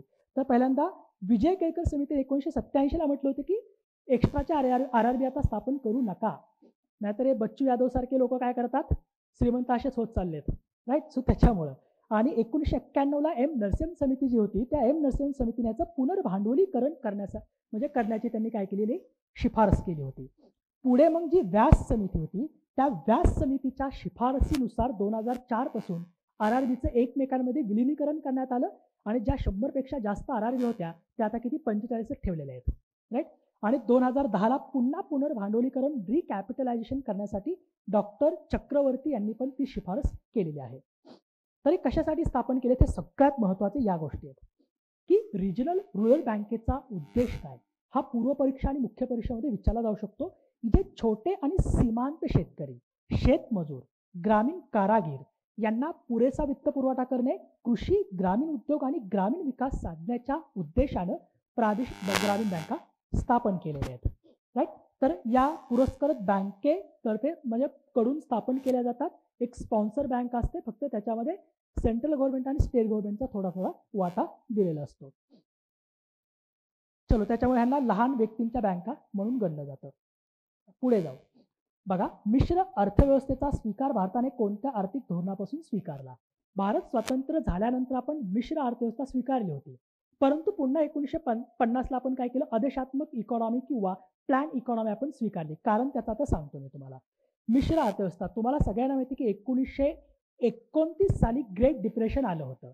या ग्रेट डिप्रेशनमधून बाहेर कसं पडावं असं सांगणारा कोणता इकॉनॉमिस्ट नव्हता, परंतु 1936ला जन्म होतो कुणाचा, जॉन मेनार्ड केन्स. अचानकपणे तो उगवतो आणि तो सांगतो की तो एक थेरी मानतो की the general theory of employment, interest and money. आणि तो सांगतो की जी भांडवलशाही आणि समाजवादी आहेत, फक्त इकॉनॉमीला भांडवलशाही किंवा समाजवादी बनवू नका, तर तुम्ही काय करा, त्याला मिक्स करा. मिक्स करून तुम्ही काय करा, मिश्र बनवा इकॉनॉमीला.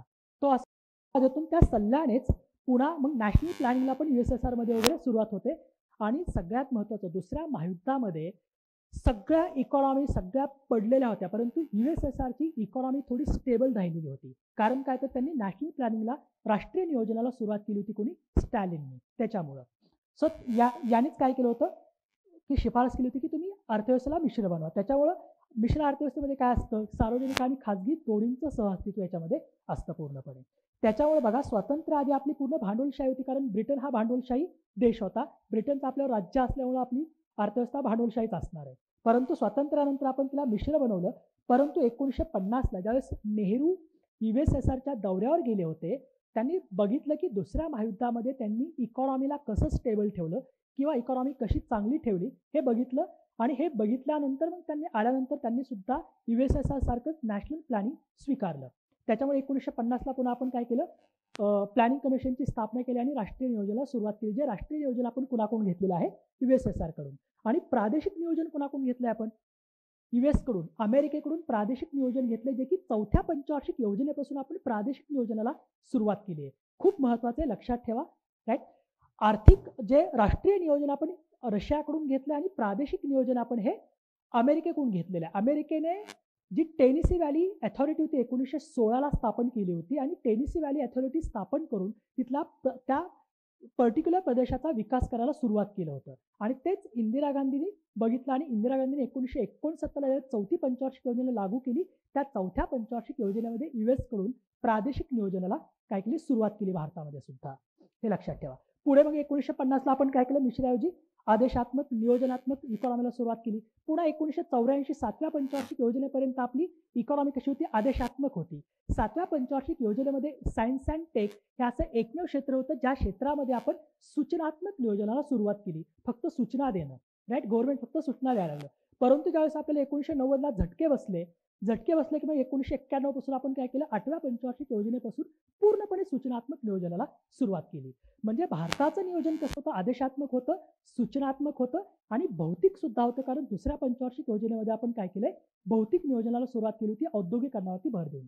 आणि चौथा म्हणजे सामाजिक नियोजनाला सुरुवात केलेली आहे 10व्या पंचवार्षिक योजनेपासून.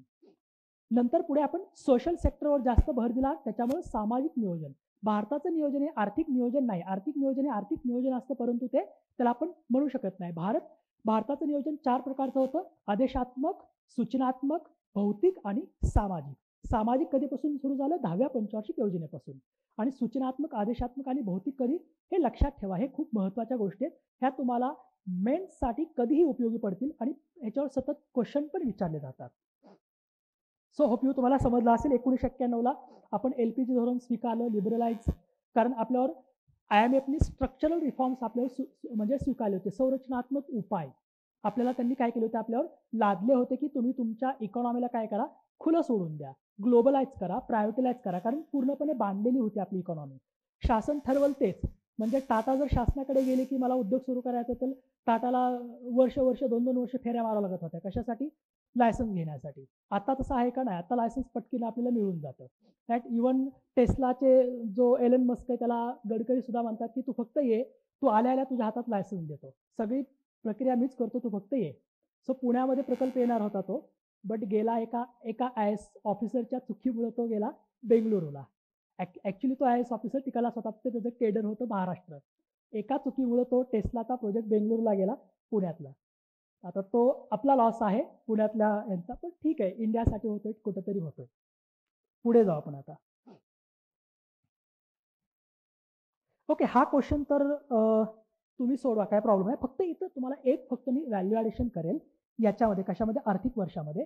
RBIचं आर्थिक वर्ष चेंज झालेलं आहे, हे लक्षात ठेवा. RBIचं आर्थिक वर्ष आता गव्हर्नमेंट ऑफ इंडियाच्या आर्थिक वर्षासारखं झालेलं आहे. किती, 1 एप्रिल ते 31 मार्च 2020 पासून हे इफेक्टिव्ह झालेलं आहे. कुठली समिती होती, एक कमिटी, मला वाटतं हे होते, हां नाही शंकराचार्य नाही, बरं नंतर सांगेल, एका रिपोर्टमध्ये आहे, कमिटी दिलेली. फक्त तुम्ही चेक करा RBIचं फायनान्शियल इयर, RBIच्या वेबसाईटवरती तुम्हाला लिंक येईल, तिथं गेले की तुम्हाला ती कमिटी पण दिसेल कोणती होती ती. RBIच्या वेबसाईटवरती जा, त्या लिंकवर क्लिक करून तुम्हाला ती कमिटी पण तिथे दिसून जाईल. आता 15वा क्वेश्चन आपण बघूया.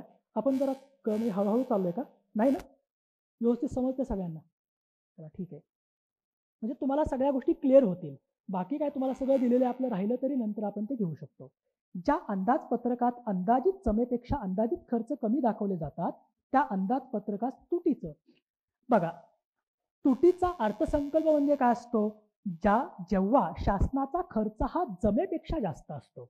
आपल्याकडे आपला ज्यावेळेस खर्च जास्त होतो त्यावेळेस आपल्याकडे तूट निर्माण होते. आईवडिलांनी आपल्याला समजा आता महिन्याचा खर्च आपल्याला 8,000 रुपये पाठवले, परंतु आपला खर्च झाला 9,000 रुपये. आपण काय करतो, 1,000 रुपये उसने घेतो मित्राकडून वगैरे, म्हणजे तूट आली. म्हणजे आपली जमा 8,000 आहे, परंतु खर्च झाला 9,000. म्हणजे ज्यावेळेस आपला खर्चापेक्षा जमा जास्त, म्हणजे जमेपेक्षा खर्च ज्यावेळेस जास्त असतो त्यावेळेस त्याला तुटीचा अर्थसंकल्प म्हणतात. सो त्याच्यामुळे जे एक विधान आहे ते चुकीचं आहे, कारण इथं खर्च कमी दाखवला, इथं खर्च जास्त पाहिजे. आणि ब तर विधान बरोबर आहे. योग्य विधान कुठलं आहे तर फक्त ब योग्य आहे, अ चुकीचं आहे. आता सरप्लस बजेट कधी असतं, ज्यावेळेस जमा, ओके, मुलींचं नेहमी सरप्लस बजेट असतं, बरोबर. मुली खूप व्यवस्थित खर्च करतात. म्हणजे आपल्याकडे सगळ्यांनाच माहिती आहे की मुली खूप काय जेवढा पैसा आलेला असतो घरून, राईट, एकदम व्यवस्थित खर्च करतात. परंतु पोरांचं तसं नसतं. पोरांचं सतत काय असतं, डेफिसिटच असते, सतत डेफिसिट, राईट. काय झालं की निघाला पार्टीला, हे झालं ते झालं. तर लक्षात ठेवा, आता सध्या तरी ह्या गोष्टी करू नका. एक सायकोलॉजी मधला एक तुम्हाला एक अप्रोच सांगतो. एक कंट्रोलिंग द कंट्रोलेबल्स नावाचा अप्रोच आहे. दॅट जस्ट मी मध्येच सांगतो हे अप्रोच. कंट्रोलिंग द कंट्रोलेबल्स हा अप्रोच काय सांगतो की तुमची जी एनर्जी आहे ती एनर्जी अशाच ठिकाणी इन्व्हेस्ट करा ज्या ठिकाणाहून तुम्हाला आउटपुट मिळेल. म्हणजे आपण बऱ्याचदा आपली जी एनर्जी असते ती फालतू गोष्टींवरती वेस्ट करत असतो. राईट. आता एक्झामची डेट चेंज होणार की नाही झालं लगे गॉसिप सुरू होऊन जातं. सरकार बघतंय ना, ते करू द्या त्यांना काम त्यांचं. एमपीएससी बघतंय. ज्यावेळेस ते सांगतील त्यावेळेस ठीक आहे, त्यावेळेस ते आपण हे करू शकतो. अंदाज लावण्याचं काम आपलं नाही. आपलं आपलं काय एक्झामसाठी तयारी, आपली तयारी पाहिजे तेवढं आपल्याला एक्झामसाठी तयार राहणे हे आपलं काम आहे. नाहीतर लगेच गॉसिप सुरू होता. म्हणजे आपली जी एनर्जी ती एनर्जी आपण सगळी वेस्ट घालवतो ना. जी 2-3 तास एनर्जी वेस्ट जाते त्या 2-3 तासामध्ये एखादा विद्यार्थी पुढे निघून जातो तोपर्यंत. सो जी कंट्रोलिंग द कंट्रोलेबल नावाचा अप्रोच काय सांगतो की save your energies to make your future bright. म्हणजे तुमची एनर्जी अशाच ठिकाणी इन्व्हेस्ट करा जेणेकरून फ्युचरमध्ये आउटपुट त्याचं तुम्हाला चांगलं मिळेल. म्हणजे आता सध्याची जी एनर्जी आहे ती कुठे इन्व्हेस्ट करायची आपल्याला? अभ्यासावरती. फक्त अभ्यासावरती. कारण एक्झाम जवळ आली. अभ्यासावरती एनर्जी तुमची इन्व्हेस्ट करा. तुम्हाला त्याचं 100% चांगलं आउटपुट मिळून जाईल. चला, बॅलन्स बजेट. संतुलित बजेट म्हणजे काय असतो? खर्च आणि जमा हा बरोबर असतो. जेवढा आपल्याला मिळालेले पैसे असतात तेवढे हा म्हणजे खर्च आणि जमा ज्यावेळेस इक्वल असतो त्यावेळेस त्याला संतुलित बजेट म्हणतात. पुढे जाऊ आपण. सेज धोरणाची पुढीलपैकी कोणती उद्दिष्टे सांगता येतील?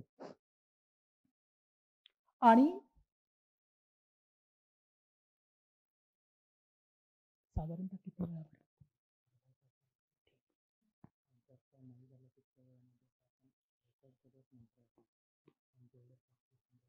एक वाजता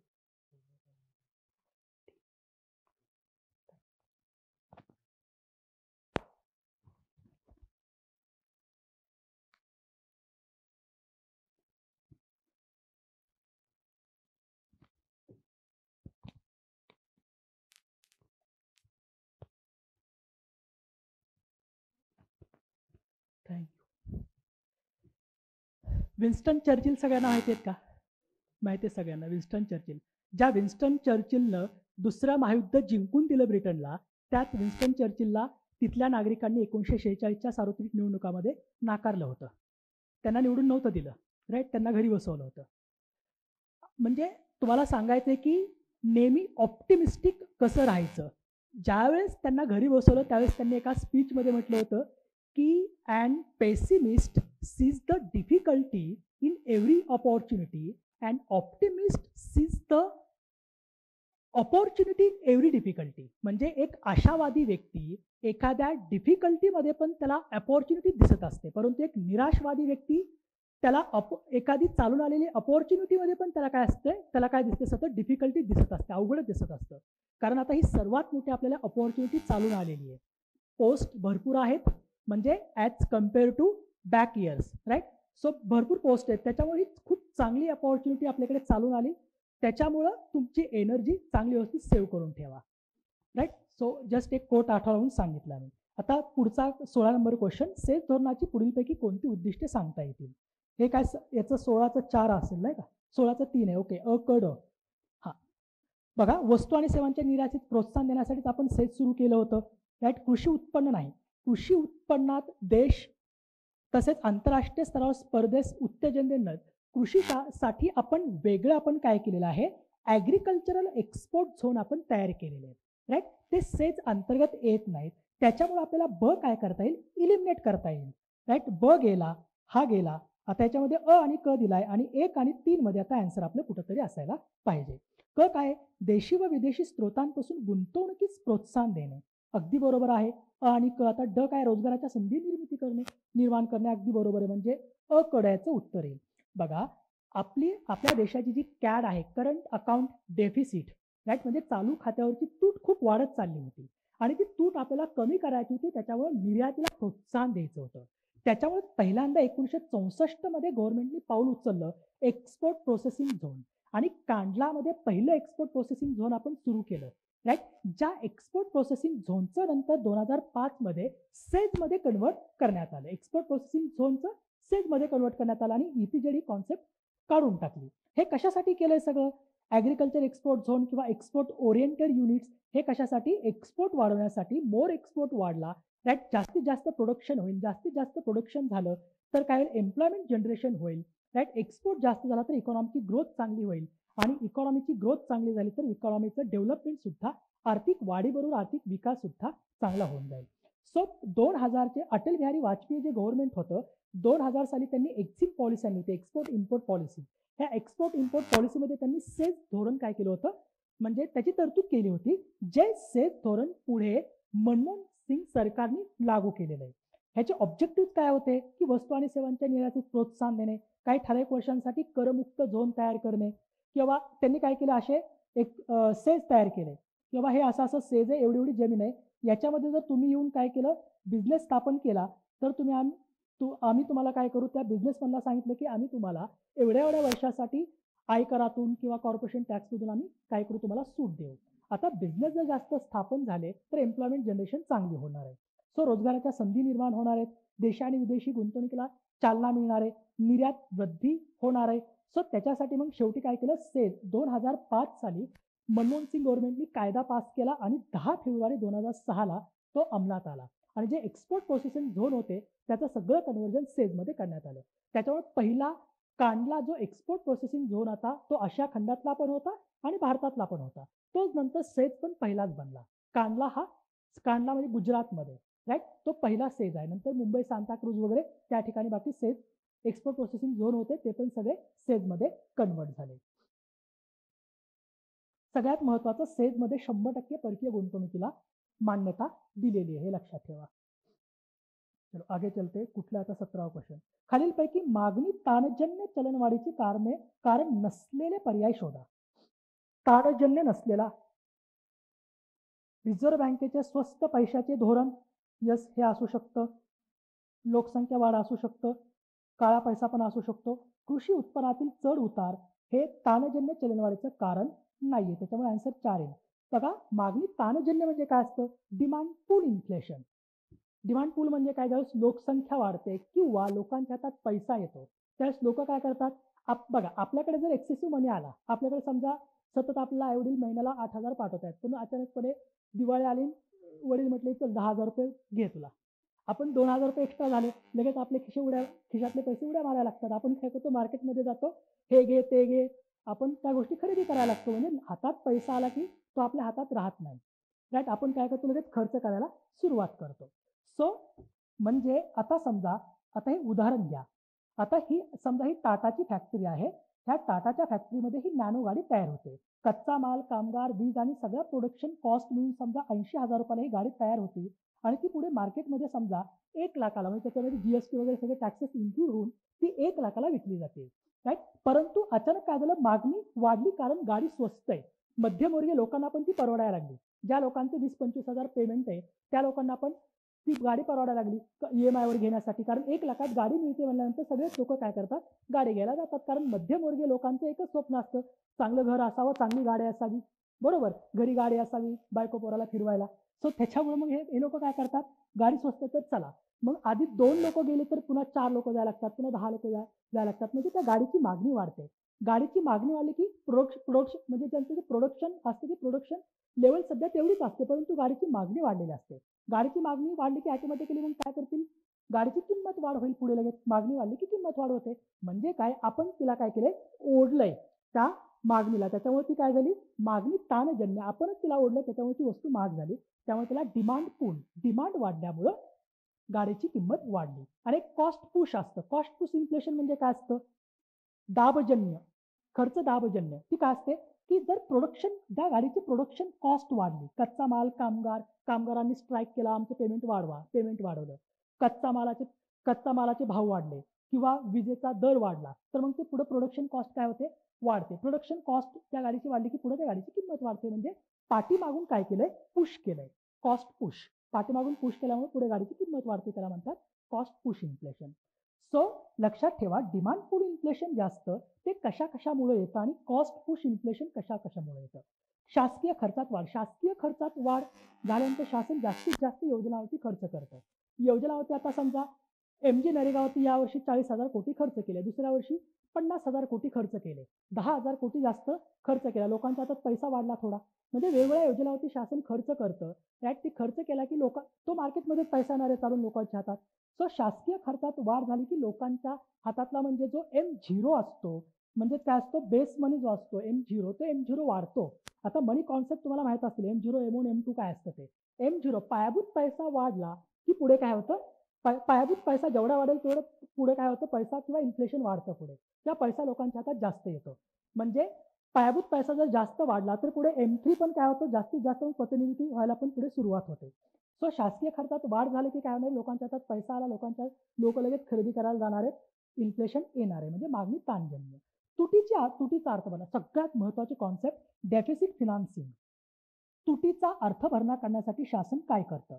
समजा शासनाला या आर्थिक वर्षामध्ये समजा शासनाची पूर्ण जमा आहे, समजा 20 लाख कोटीची पूर्ण जमा आहे, परंतु शासनाचा खर्च आहे 22 लाख कोटी, म्हणजे शासनाला 2 लाख कोटींची तूट आहे.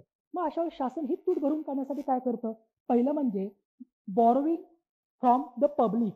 जे पब्लिक असतं त्यांच्याकडून मनी बॉरो करतं किंवा कर्ज घेतं. कसं तर जे शासकीय प्रतिभूती वगैरे विकून काय करतं, कर्ज उभा करतं, किंवा इंटरनल आणि एक्सटर्नल मार्केटमधून कर्ज उभा करतं, किंवा जर त्यांना बॉन्ड विकून पण तेवढा पैसा नाही मिळाला तर शेवटी मग पैसा छापतं.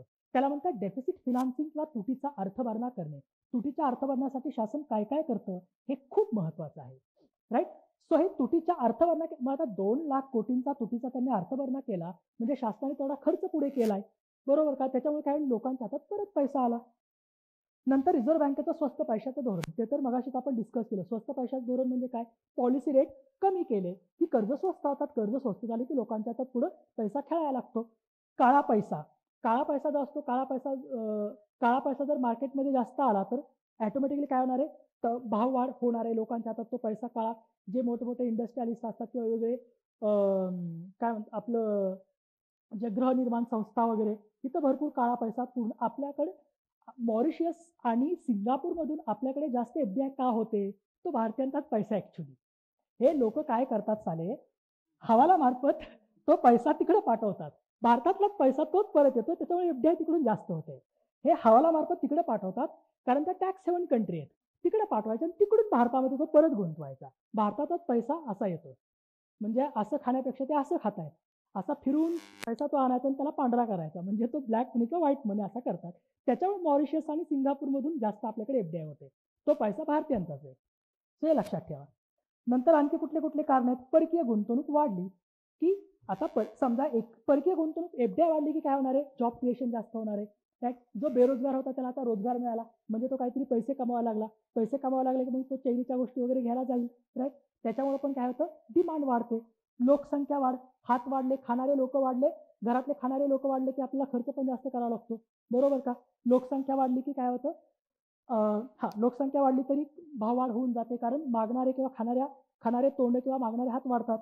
खाजगी खर्चात वाढ होणे, खाजगी खर्चात वाढ झाली की काय, आता तुम्हाला सांगितलं आपल्याकडे एक्सेसिव्ह मनी आले की आपण खाजगी खर्चात वाढ करतो.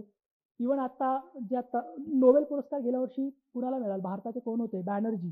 त्यांनी हेच केलं, त्यांनी काय केलं माहितीये का, की भारतामध्ये त्यांनी राजस्थान वगैरे या ठिकाणी जाऊन त्यांच्या पत्नी आणि त्यांनी रिसर्च केला की हे फुटपाथवर वडापाव विकणारे व्यक्ती किंवा हे वर्षानुवर्ष तिथंच का वडापाव विकतायत, यांच्या श्रीमंतीमध्ये का सुधारणा होत नाही. समजा एक भिकारी आहे, त्यांनी उदाहरण दिले, एक भिकारी आहे भारतामध्ये, जर त्या भिकाऱ्याला दररोज 100 रुपये मिळत असतील, अचानक त्याला 1000 रुपयाची नोट दिली तर तो भिकारी काय करतो, कुठे गुंतवतो का पैसे, नाहीये, लगेच बारमध्ये जा, दारू पी, हे कर, म्हणजे काय करतो तो, चैनीच्या वस्तू खरेदी करणं किंवा मौज मजा करणं. आपण पण तसंच करतो ना, आपल्याकडे ज्यावेळेस एक्स्ट्रा पैसा येतो, उड्या मारायला लागतो, आपण काय करतो, मौज मजा करायला लागतो. पण हे म्हणजे भारतातलं पॉवर्टी वाढण्याचं कारण हेच आहे की हे लोक पैसा गुंतवत नाहीत, जास्त आलेला पैसा गुंतवत नाहीत, ते काय करतात की लगेच मौज मजा करून उडवून टाकतात आणि नंतर मग पुन्हा आपल्याकडे डेफिसिट येऊन जाते. सो त्यांनी हेच रिसर्च केला होता आणि त्याच्यामुळे त्यांना नोबेल पुरस्कार मिळाला आहे की काय नेमकं होतं. आणि बाकी हे जे कारण आहेत हे बघा तुम्ही, कुठले, कॉस्ट पुश इन्फ्लेशनचे, कृषी उत्पन्नातील चढ उतार किंवा अपुरी औद्योगिक वाढ. कृषी उत्पन्नातील चढ उतार म्हणजे काय, आपली कृषी पूर्णपणे मान्सूनवर आधारित आहे, बरोबर. आता समजा गेल्या वर्षी माझ्याकडे 1 एकर शेत होतं, त्या 1 एकर शेतामध्ये मला 1 टन गव्हाचं उत्पादन मिळालं, परंतु यावर्षी मान्सून व्यवस्थित झालाच नाही, त्या 1 एकर शेतीमध्ये फक्त मला अर्धा टनच गव्हाचं उत्पादन मिळालं. आता मग पूर्ण देशामध्ये उत्पादन कमी झालं तर पुढे भाव वाढणार आहेत. म्हणजे पाठीमागून काय झालं, मान्सून झाला नाही म्हणून उत्पादन झालं नाही आणि उत्पादन न झाल्यामुळं, कमी उत्पादन झाल्यामुळं पुढे त्या ज्वारीचे किंवा गव्हाचे भाव वाढले. सो त्याला काय म्हणतात, कृषी उत्पादनातील चढ उतारामुळे ते खर्च दाबजन्य म्हणजे कॉस्ट पुश पुढून पाठीमागून पुढे. चलो आगे चलते. Question number 18. अयोग्य विधान किंवा विधानांची निवड करा. व्यापारी बँकांना आपल्याकडील एकूण ठेवींपैकी काही ठेवी विशिष्ट प्रमाणात स्वतःकडे सोन्याच्या किंवा रोख्यांच्या स्वरूपात ठेवावे लागतात. त्यास रोखता राखीव म्हणतात का? नाही. त्याला काय म्हणतात? SLR म्हणतात. वैधानिक SLR वैधानिक तरलता प्रमाण म्हणतात. बघा, दोन गोष्टी आहेत. एक आहे CRR आणि दुसरा आहे SLR. रोख राखीव प्रमाण आणि वैधानिक तरलता प्रमाण म्हणजे काय असतं? आता समजा रोख राखीव प्रमाण म्हणजे काय? बँकांच्या टोटल NDTL पैकी म्हणजे net demand and time liability आजच्या दिवसातल्या किती ज्या चालू म्हणजे त्यांच्याकडे जमा झालेला पैसा जो असतो एका दिवसातला, समजा SBI बँक आहे आणि SBIच्या एका बँकेच्या शाखेमध्ये 100 कोटी रुपये आजचा त्यांचा बॅलन्स शीट आहे, म्हणजे टोटल NDTL. तर या 100 कोटींपैकी त्यांना काही पैसा सिक्युरिटीसाठी RBIच्या खात्यामध्ये त्यांना ठेवावा लागतो. म्हणजे ज्यावेळेस एखादी बँक टोटल NDTL पैकी काही टक्के पैसा RBI कडे, तो पण फक्त कॅशच्या स्वरूपात ठेवते, त्याला म्हणतो आपण CRR. आता समजा 3% CRR आहे, टोटल NDTL आजचा आहे समजा 100 कोटी रुपये, तर एकूण किती राहतील? 3 कोटी काय करावं लागेल आपल्याला? त्या बँकेला RBIच्या खात्यामध्ये टाकावं लागतील. आणि हा 3 कोटी RBIने परत आणखी एक त्याच्यामध्ये रिलॅक्सेशन आणलं, या 3%च्या तुम्ही 90% पण मेंटेन ठेवू शकता. म्हणजे 3% पैकी 3% मेंटेन ठेवणं गरजेचं नाहीये. डेली तुम्ही 3%च्या 90% पण तुम्ही मेंटेन ठेवू शकता, असं त्यांनी नंतर म्हटलेलं आहे. आणि SLR म्हणजे काय? टोटल NDTL पैकी काही पैसा बँका स्वतःच्या तिजोरीत ठेवतात. कुठल्या स्वरूपात? कॅश असेल, गोल्ड असेल किंवा शासकीय प्रतिभूतीच्या, जे की तरल पैसा असतो. गोल्ड तरल असतं. आज तुम्हाला 100 रुपये पर ग्रॅम गोल्ड मिळालं तर उद्या त्याचे 102 रुपये पर ग्रॅम होऊ शकतं, राईट? सो म्हणजे बँक स्वतःच्या तिजोरीमध्ये एकूण NDTL पैकी जो पैसा स्वतःच्या तिजोरीत ठेवतं त्याला काय म्हणतो आपण? SLR म्हणतो. सो वरची जी व्याख्या आहे ती कशाची आहे? SLRची, ती CRRची नाहीये. ब काय? व्यापारी बँकांना आपल्याकडील एकूण ठेवीपैकी काही ठेवी विशिष्ट प्रमाणात RBI कडे रोख स्वरूपात ठेवाव्या लागतात, त्यास वैधानिक तरलता प्रमाण म्हणतात. म्हणजे दोन्हीही चूक आहे, राईट? वरीलपैकी दोन्हीही अयोग्य आहेत. उलट केलेलं आहे. जो CRR आहे ना, तो CRR फक्त शेड्यूल कमर्शियल बँका आणि ज्या शेड्यूल कमर्शियल बँकांना तो 1934च्या RBI ऍक्ट नुसार लागू होतो, आणि ज्या बाकीच्या ज्या बँका आहेत, नॉन शेड्यूल आणि कोऑपरेटिव्ह बँका, यांना पण CRR लागू होतो, परंतु तो 1949च्या बँकिंग रेग्युलेशन ऍक्ट नुसार. आणि जो SLR आहे वैधानिक तरलता प्रमाण, हे 1949च्या कायद्यानुसार सगळ्या बँकांना म्हणजे लागू होतो. सो हे लक्षात ठेवण्याचा प्रयत्न करा. हा, आता नरसिंह समितीने 1991 साली म्हटलं होतं की CRR SLR कमी करा, कारण त्यावेळेस जवळजवळ CRR 15% होता आणि SLR जवळजवळ 38.38%, म्हणजे 38 आणि 15, 40 आणि 15, 55, म्हणजे जवळजवळ 52 ते 53% जेवढा काय बँकांचा NDTL होता त्यापैकी 52 ते 53% स्वतःजवळ किंवा RBIच्या ह्याच्यामध्ये पैसा पडून राहायचा. मग त्याच्यावर कर्ज महाग होणार आहेत, मग तो पैसा मार्केटमध्ये येणार आहे का नाही, मार्केटला चालना मिळणार आहे का नाहीये. सो त्याच्यामुळे त्यांनी म्हटलं की आर्थिक संकटातून बाहेर पडायचं असेल तर बँकांना काय करा, जास्तीत जास्त कर्ज देऊ द्या. त्याच्यामुळे त्यांनी काय केलं की CRR आणि SLR कमी करा असं त्यांनी सांगितलं. आणि पुढे गव्हर्नमेंटने 1991 नंतर काय केलं, CRR 15%वर डायरेक्टली 4%वर आणला आणि SLR 20.5%वरती आणला. सो त्याच्यामुळे काय झालं, बँकांना जास्तीत जास्त पैसा कर्जाच्या स्वरूपात देण्यासाठी चालना मिळाली. त्याच्यामुळे मार्केटमध्ये जास्त पैसा आल्यामुळे बऱ्याच उद्योगपतींना कर्ज भेटलं, त्यांनी उद्योगधंदे चालू केले, मग एम्प्लॉयमेंट जनरेशन झाली, त्याच्यामुळे इकॉनॉमीला बूस्ट मिळाला. सो 1991ला अर्थमंत्री कोण होते? मनमोहन सिंग. आणि पंतप्रधान कोण होते? नरसिम्हा राव. पहिल्यांदा अर्थमंत्रीपद मनमोहन सिंगने नाकारलं होतं, कारण मनमोहन सिंग एक प्रशासक किंवा आपले RBIचे गव्हर्नर होते, त्यांना माहिती की पॉलिटिकल लीडर हे त्यांच्याप्रमाणेच काम करायला होतात. पहिल्यांदा ज्यावेळेस नरसिंहन त्यांच्याकडे गेले की अर्थमंत्रीपद तुम्ही स्वीकारा म्हणून, त्यावेळेस नाही म्हटले. मला स्वतंत्र काम करायला आवडतं, मला कोणाच्या हाताखाली काम करायला बिलकुल आवडत नाही असं म्हटलं ते, मला नकोय म्हणून. पण एम नरसिंहन यांना माहीत होतं की यांच्यापेक्षा आणखी तज्ज्ञ व्यक्ती कोणी असू शकत नाही की जो इकॉनॉमीला वरी काढेल, म्हणून त्यांनी मग सेकंड टाइमला गेले, तुम्हाला जी स्वातंत्र्य पाहिजे ते सगळं स्वातंत्र्य देतो म्हणे, तुम्ही या फक्त. मग त्या अटीवर पुन्हा सेकंड टाइमला त्यांनी अर्थमंत्रीपद स्वीकारलं आणि देन तुम्हाला तर पुढचा इतिहास माहितीच आहे, काढलं. एक 2008ला सबप्राईम क्रायसिस आलते, आपल्याला झळ बसून दिली का त्या माणसाने? बिलकुल बसून दिली नाही, कारण तो एक इकॉनॉमिस्ट देशाचा पंतप्रधान होता. त्यांनी जास्तीत जास्त मार्केटमध्ये पैसा खर्च करण्याला प्राधान्य दिलं, जास्तीत जास्त त्यांनी मार्केटमध्ये एवढ्या योजनावरती खर्च केला, त्याच्यामुळं अमेरिकेमध्ये जे सबप्राईम क्रायसिस आलं होतं त्याची जर भारतीयांना बसलीच नाही, कारण एक इकॉनॉमिस्ट पंतप्रधान असल्यामुळं. आणि आत्ता बघता इकॉनॉमीची काय चालू आहे सगळी परिस्थिती वगैरे वगैरे. इट्स ओके, म्हणजे गव्हर्नमेंटवर टीका करणं हा आपला मूलभूत अधिकार आहे. चलो, हा राष्ट्रीय लोकसंख्या धोरण. दरवर्षी एक क्वेश्चन तुम्हाला लोकसंख्या धोरणावरती असतोच, मग ती राज्यसेवेची पूर्वपरीक्षा असेल किंवा कंबाईनची एक्झाम असेल, त्याच्यामध्ये एक क्वेश्चन फिक्स असतो, म्हणजे असतो तिकडे 2 मार्क तिकडे 1 मार्क तुमचा फिक्स आहे. 2000च्या उद्दिष्टांबाबत विधानांचा विचार करा. काय विचारले? अयोग्य विधाने निवडा. दर 1000 बालकांमागे बालमृत्यू दर 25 चुकीचे, किती करायचा होता? 30. बालमृत्यू दर म्हणजे काय असतो की 1000 जिवंत जन्मांपाठीमागे मृत्यू पावणाऱ्या बालकांची संख्या म्हणजे बालमृत्यू दर. आणि जो माता मृत्यू दर काय असतो? 1,00,000 जन्मांपाठीमागे मृत्यू पावणाऱ्या मातांची संख्या म्हणजे माता मृत्यू दर असतो. तो काय करायचा होता आपल्याला? पर 1,00,000 जन्मांपाठीमागे 100 आणि पर 1000 पाठीमागे किती करायचं असेल? मग जर 1,00,000 पाठीमागे 100 करायचं असेल तर 1,000 पाठीमागे 1 करायचं आहे. बस, हे असं पण एमपीएससी उलट विचारते कधी कधी, त्यामुळे लक्षात ठेवा. 14 वर्ष वयापर्यंत मोफत व सक्तीचे प्राथमिक शिक्षण उपलब्ध करून देणे, बरोबर आहे. म्हणजे ब आणि क बरोबर आहे, फक्त अ चुकीचा आहे, केवळ अ चुकीचा आहे. हे बघा, राष्ट्रीय लोकसंख्या धोरण 15 फेब्रुवारी 2000 पासून लागू झालं. त्याचे 3 उद्दिष्ट होते, राईट. धोरणाची तातडीचं उद्दिष्ट काय होतं? लक्षात, हे तोंडपाठ पाहिजे तुमचं, लोकसंख्या धोरण तोंडपाठ पाहिजे. संतती नियमन करणे, आरोग्य पायाभूत सेवा व आरोग्य सेवकांची गरज भागविणे आणि प्रजनन व बाल आरोग्य सेवा मिळवण्यासाठी एकात्मिक सेवा पुरवणे, हे काय होतं? तातडीचं उद्दिष्ट होतं. मध्यावधी उद्दिष्ट काय होतं की 2010 पर्यंत जनन दर पुनर्स्थापनेच्या स्तरावर आणायचा होता, म्हणजे काय करायचा होता? हम दो हमारे दो, राईट, हे. आणि दीर्घकालीन उद्दिष्ट काय तर 2045 पर्यंत लोकसंख्या स्थिरीकरण करणं. तर आता लोकसंख्या धोरणाची 2010 पर्यंत गाठायची कोणकोणती उद्दिष्ट होती? बालमृत्यूदर किंवा शिशु मृत्यूदर आपल्याला 30 पेक्षा खाली आणायचा होता प्रत्येक 1000 जिवंत जन्मांपाठीमागं. माता मृत्यूदर प्रत्येक 1,00,000 जिवंत जन्मांपाठीमागं 100 आणायचा होता किंवा 1000 पाठीमागे 1 आणायचा होता. जो सीबीआर आहे, क्रूड बर्थ रेट, तो 21 पर्यंत आणायचा होता. आणि TFR टोटल फर्टिलिटी रेट हा 2.1 म्हणजे पुनर्स्थापनेच्या स्तरावर आणायचा होता, जो की वर्ल्ड बँकेने लागू करून दिला होता, राईट. देन 14 वर्ष वयापर्यंतचं शिक्षण मोफत आणि सक्तीचं करणं, हे कुठं 2000च्या धोरणात पण होतं. आणि नंतर आपण त्यासाठी काय केलं?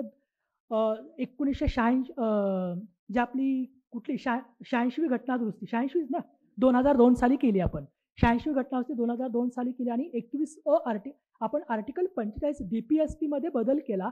आर्टिकल 45 मॉडिफाय केलं, मॉडिफाय करून तिथली एक तरतूद उचलली आणि एक मूलभूत हक्कांमध्ये पार्ट 3 मध्ये आपण एक नवीन तरतूद ऍड केली 21 अंतर्गत.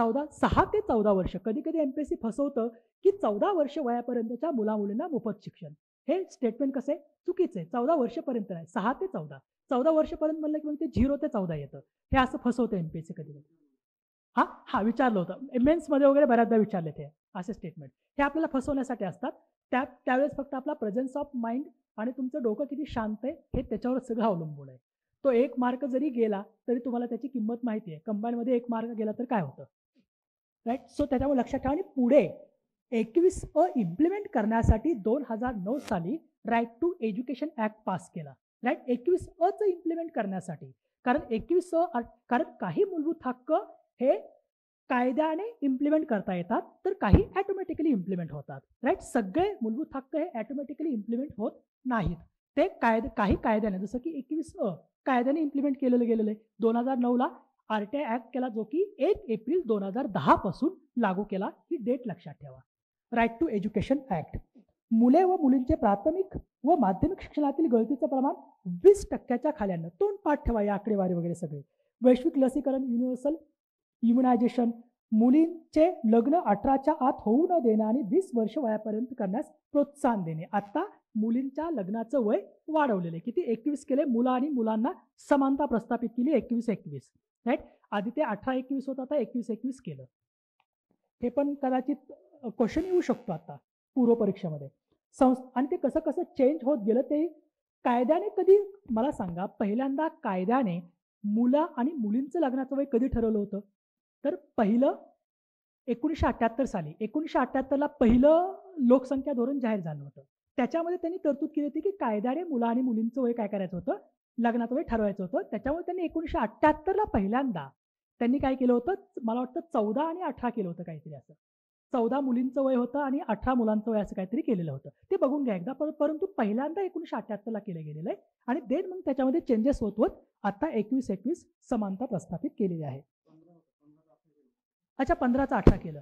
ओके. नाही म्हणजे ॲक्च्युअलमध्ये मला पण नाही माहिती, तर एकदा बघून घ्या, कन्फ्यूज नको व्हायला. संस्थात्मक प्रसूतीचं प्रमाण 80% आणि प्रशिक्षित व्यक्तींमार्फत 100% करणं. जन्म व मृत्यू, लग्न आणि गर्भधारणेची 100% नोंदणी करणं आणि बाकी साथीच्या आजारांचा वगैरे प्रसार कमी करणं. केंद्र सरकार पाठोपाठ पेपरलेस अर्थसंकल्प. पेपरलेस म्हणजे काय? आता जसं मी तुम्हाला प्रेझेंट करतोय, हे काय? पेपरलेस आहे. राईट. मी पेपर घेऊन करतोय का? वाचून दाखवतोय का? नाही आहे. हे पेपरलेस आहे. तर याच पद्धतीनं पेपरलेस म्हणजे त्यांनी काय केलं? डिजिटल बोर्ड लावला सभागृहामध्ये आणि बस त्या डिजिटल बोर्डकडे बघून वाचून दाखवलं, जसं मी करतोय त्याप्रमाणे. सो हे पेपरलेस आहे. तर त्यांनी काय केलं? केंद्रापाठोपाठ उत्तर प्रदेश हे राज्य आहे की त्यांनी काय केलं? आता रिसेंटली त्यांनी अर्थसंकल्प, पेपरलेस अर्थसंकल्प सादर केलेला आहे. हा क्वेश्चन तुम्ही बघून घ्या. याच्यामध्ये सांगण्यासारखं जास्त काही नाही आहे. 21. आपण 22 घेऊया. खालीलपैकी कोणती बँक महाराष्ट्रातील अग्रणी बँक असल्यामुळे 1976 पासून राज्यस्तरीय अग्रणी बँक समितीचे निमंत्रक पद भूषवत आहे? कुठली? महाराष्ट्र ग्रामीण बँक. आता हे सोडून द्या, हे महत्त्वाचं हे आहे, लीड बँक स्कीम नेमकी काय आहे किंवा अग्रणी बँक योजना काय आहे? 1967 साली एक राष्ट्रीय पतपरिषद होती जी की गाडगीळ यांच्या अध्यक्षतेखाली बसली होती. त्यांनी काय केलेलं आहे की क्षेत्रीय विकासाच्या दृष्टिकोनातून अग्रणी बँक स्थापन करा असं म्हटलं. आता इथं क्षेत्रीय विकास म्हणजे काय हा प्रश्न पडला की क्षेत्र काय असावं. सो त्यावेळेस मग एक बँकर्स कमिटी होती नरिमन यांच्या अध्यक्षतेखाली. त्यांनी सांगितलं की हे सेक्टर काय आहे.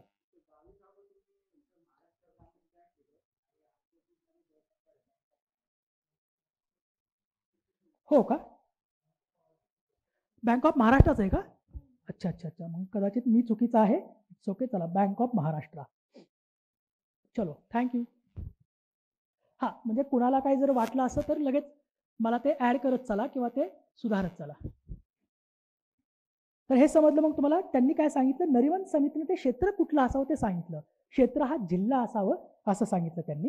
क्षेत्रीय विकासाच्या दृष्टिकोनातून क्षेत्रीय विकास करणं, प्रादेशिक स्तरावर वित्त पुरवठा करणं किंवा अग्रक्रम क्षेत्राला कर्ज पुरवठा करणं, गरीब व्यक्तींना लाभ आणि आर्थिक विकासाच्या दृष्टिकोनातून ही अग्रणी बँक योजना कधी लागू केलेली आहे?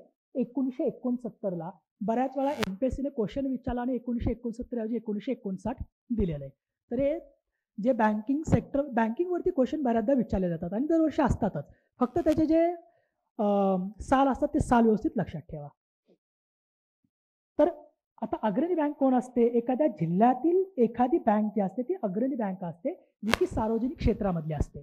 जसं की एसबीआय. समजा तुमच्या जिल्ह्यामध्ये एसबीआय काम करते तर तिला अग्रणी बँक म्हणून निवडू शकतात. मग ती या लोकांना काय करू शकते?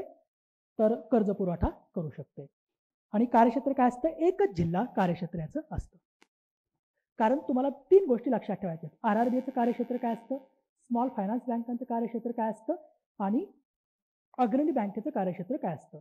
हे तिन्ही जर तुम्ही कंपॅरेटिव्हली अभ्यास केला तर तुम्हाला लगेच समजून येईल की यांचं नेमकं कार्यक्षेत्र काय काय आहे. भारतीय आयुर्विमा महामंडळाबाबत विधानांचा विचार करून योग्य विधानांची निवड करा. ही भांडवली बाजारात प्रवेश करण्यासाठी सज्ज असलेली देशातील एकमेव सार्वजनिक क्षेत्रातील विमा कंपनी आहे. 23. ओके. वरीलपैकी सर्वच हे बरोबर विधान आहेत. मंडळाच्या अध्यक्षांचे निवृत्ती वय ओके 2 वर्षांनी वाढून 62 वर्षात करण्यात आले आहे. भारतीय आयुर्विमा मंडळाचे केंद्र सरकारचा 100% ती केंद्र सरकारचीच आहे. जी LIC आहे ना, ॲक्च्युली काय झालं 1956ला एक सदस्य होते. त्या सदस्यांनी एक म्हणजे बिल मांडलं की जवळजवळ 200 पेक्षा जास्त खाजगी क्षेत्रातल्या विमा कंपन्या होत्या भारतामध्ये, ज्या विमा कंपन्या बऱ्याच वेळा व्यवस्थित विमा पुरवत नव्हत्या आणि बऱ्याच कंपन्या डुबत चालल्या होत्या किंवा त्या कंपन्या त्यांच्याकडे आलेला पैसा त्या खूप स्पेक्युलेटिव्ह इन्व्हेस्टमेंटमध्ये घालवायच्या, म्हणजे सोनं घे, हे घे, ते ह्या सगळ्या गोष्टी. सो विमा बाजार जो होता तो पूर्णपणे गोंधळलेला होता.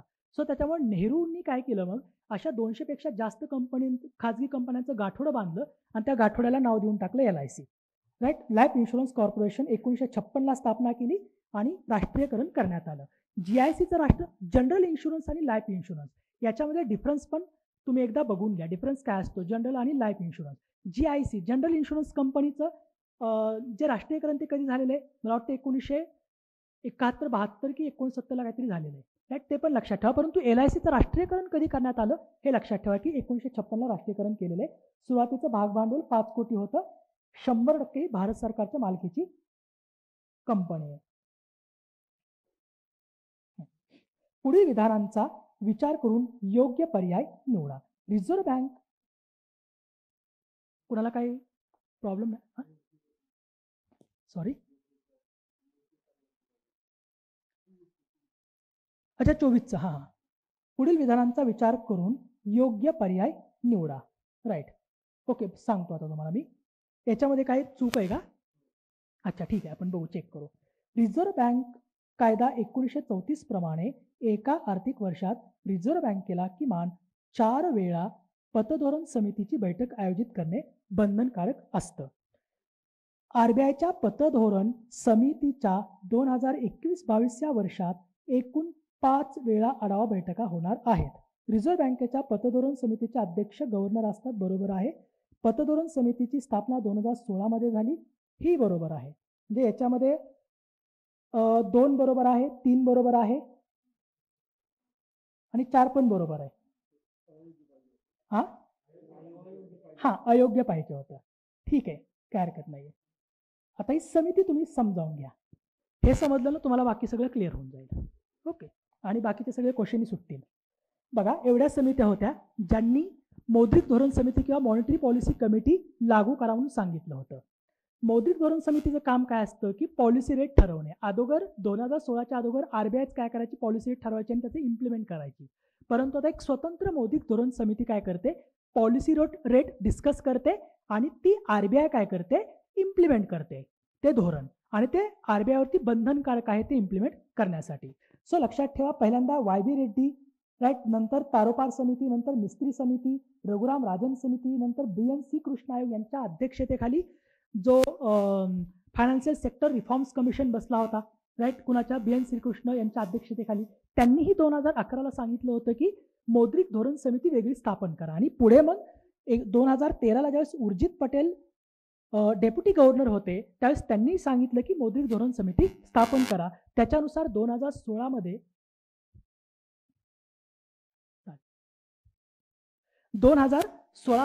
ज्या वेळी आपले अरुण जेटली अर्थमंत्री होते, तर अरुण जेटलींनी काय केलं, जो RBI कायदा 1934 होता त्याच्यामध्ये दुरुस्ती करून जून 2016मध्ये मौद्रिक धोरण समितीची स्थापना केलेली आहे. आता हे जे वरचे सगळे तुम्हाला मी इयर दिलेले आहेत समित्यांचे, हे देसले सरांच्या पुस्तकामध्ये थोडं चुकीचे दिलेले आहेत. तर हे दिलेले आहेत ते हे बरोबर दिलेले आहेत, तर हे फक्त तिथं तुम्ही दुरुस्त करून घ्याल, राईट. कारण कधी कधी क्वेश्चन विचारला जाऊ शकतो की खालीलपैकी कोणत्या समितीने मौद्रिक धोरण समितीची स्थापना करा अशी शिफारस केली किंवा कोणी केली नाही, असा प्रश्न येऊ शकतो. म्हणजे मेनसाठी तुम्हाला ते कामाला येईल, पूर्वसाठी सुद्धा कामाला येऊ शकतं. आता मौद्रिक धोरण समिती जी आहे, मॉनिटरी पॉलिसी कमिटी, याची जी संरचना असते, स्ट्रक्चर कसं असतं, याच्यामध्ये एकूण 6 सदस्य असतात. त्याच्यामध्ये 3 पदसिद्ध सदस्य असतात आणि 3 सरकार नियुक्त सदस्य असतात. पदसिद्ध सदस्यांमध्ये कोण असतं, तर RBIचे गव्हर्नर हे पदसिद्ध अध्यक्ष असतात. त्याच्यामध्ये एक RBIचा डेप्युटी गव्हर्नर आणि एक RBIचा एक ऑफिसर असतो. हे तिघं काय असतात, पदसिद्ध सदस्य असतात. आणि RBIचे गव्हर्नर या कमिटीचे पदसिद्ध अध्यक्ष असतात. जे सरकार नियुक्त सदस्य असतात ते 4 वर्षासाठी नेमणूक केले जातात. परंतु त्यांच्यासाठी पण एक नेमणूक समिती असते, एक निवड समिती असते. ती 6 सदस्यीय निवड समिती असते कॅबिनेट सचिव यांच्या अध्यक्षतेखाली.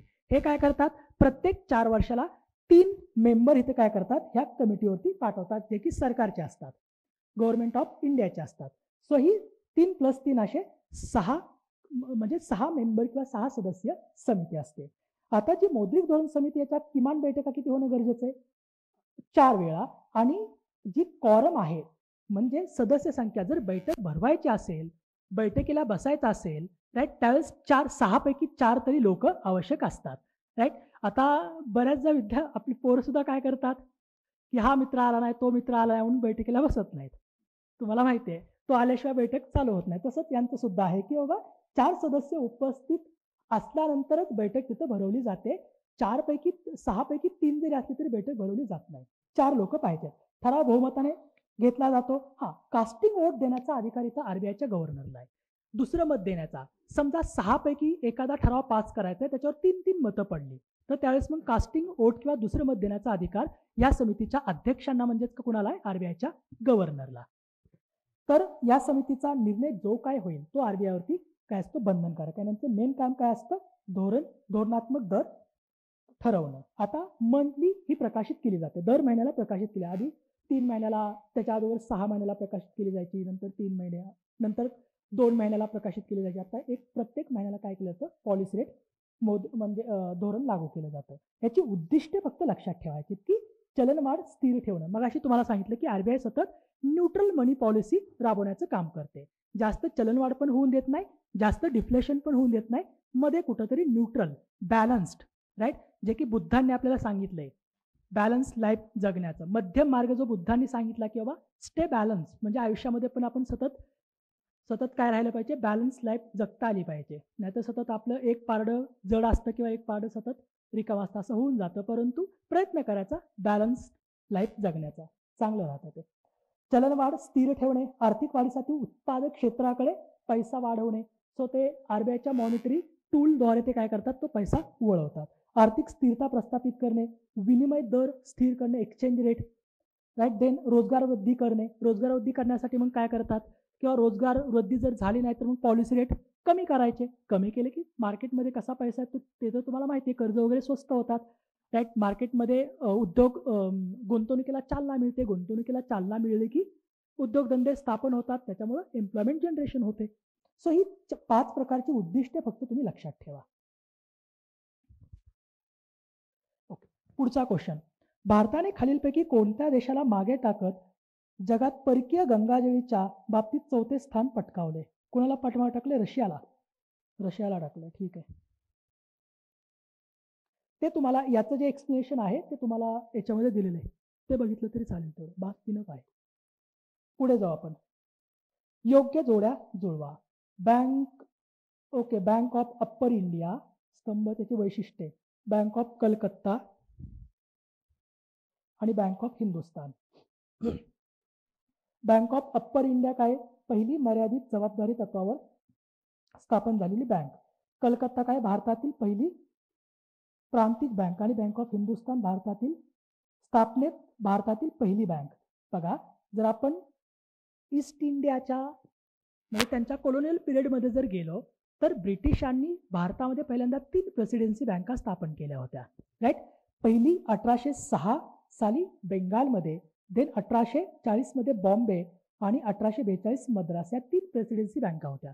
परंतु त्याच्याही अगोदर भारतामध्ये काही बँका होत्या, ज्याच्यामध्ये पहिली बँक होती 1707 साली स्थापन झालेली बँक ऑफ हिंदुस्तान, जी पुढे 1707ला स्थापन झालेली बँक ऑफ हिंदुस्तान पुढे 1832 काय झालेली आहे, म्हणजे ती बंद पडली. 1832ला ती क्लोज झाली होती, राईट. जी की पूर्णपणे युरोपियन ओन बँक होती, युरोपियन लोकांनी स्थापना केली होती, त्याच्यामुळे तिला आपण देसी बँक म्हणू शकत नाही. 1865ला पुन्हा अलाहाबाद बँक स्थापन झाली होती, राईट. तिचे पण सगळे बोर्ड ऑफ डायरेक्टर युरोपियन्सच होते, राईट. देन भारतातील पहिली स्वदेशी बँक स्थापन झाली ती 1894 साली. लाला लजपत राय आणि त्यांच्या नेतृत्वाखाली काही लोक एकत्र आले आणि त्यांनी काय केलेली, एक स्वदेशी बँक स्थापन केली, जिचं नाव आहे पंजाब नॅशनल बँक. 1894ला स्थापन झाली. आणि सगळ्यात महत्त्वाचं हे लक्षात ठेवा की स्वदेशी चळवळ जी सुरू झाली होती, त्या स्वदेशी चळवळीचा भाग म्हणून कोणती बँक स्थापन झाली होती, तर बँक ऑफ बरोदा. जे सयाजीराव गायकवाड थर्ड होते त्यांनी स्वदेशी चळवळीचा भाग म्हणून बँक ऑफ बरोडाची स्थापना केली होती 1908 साली.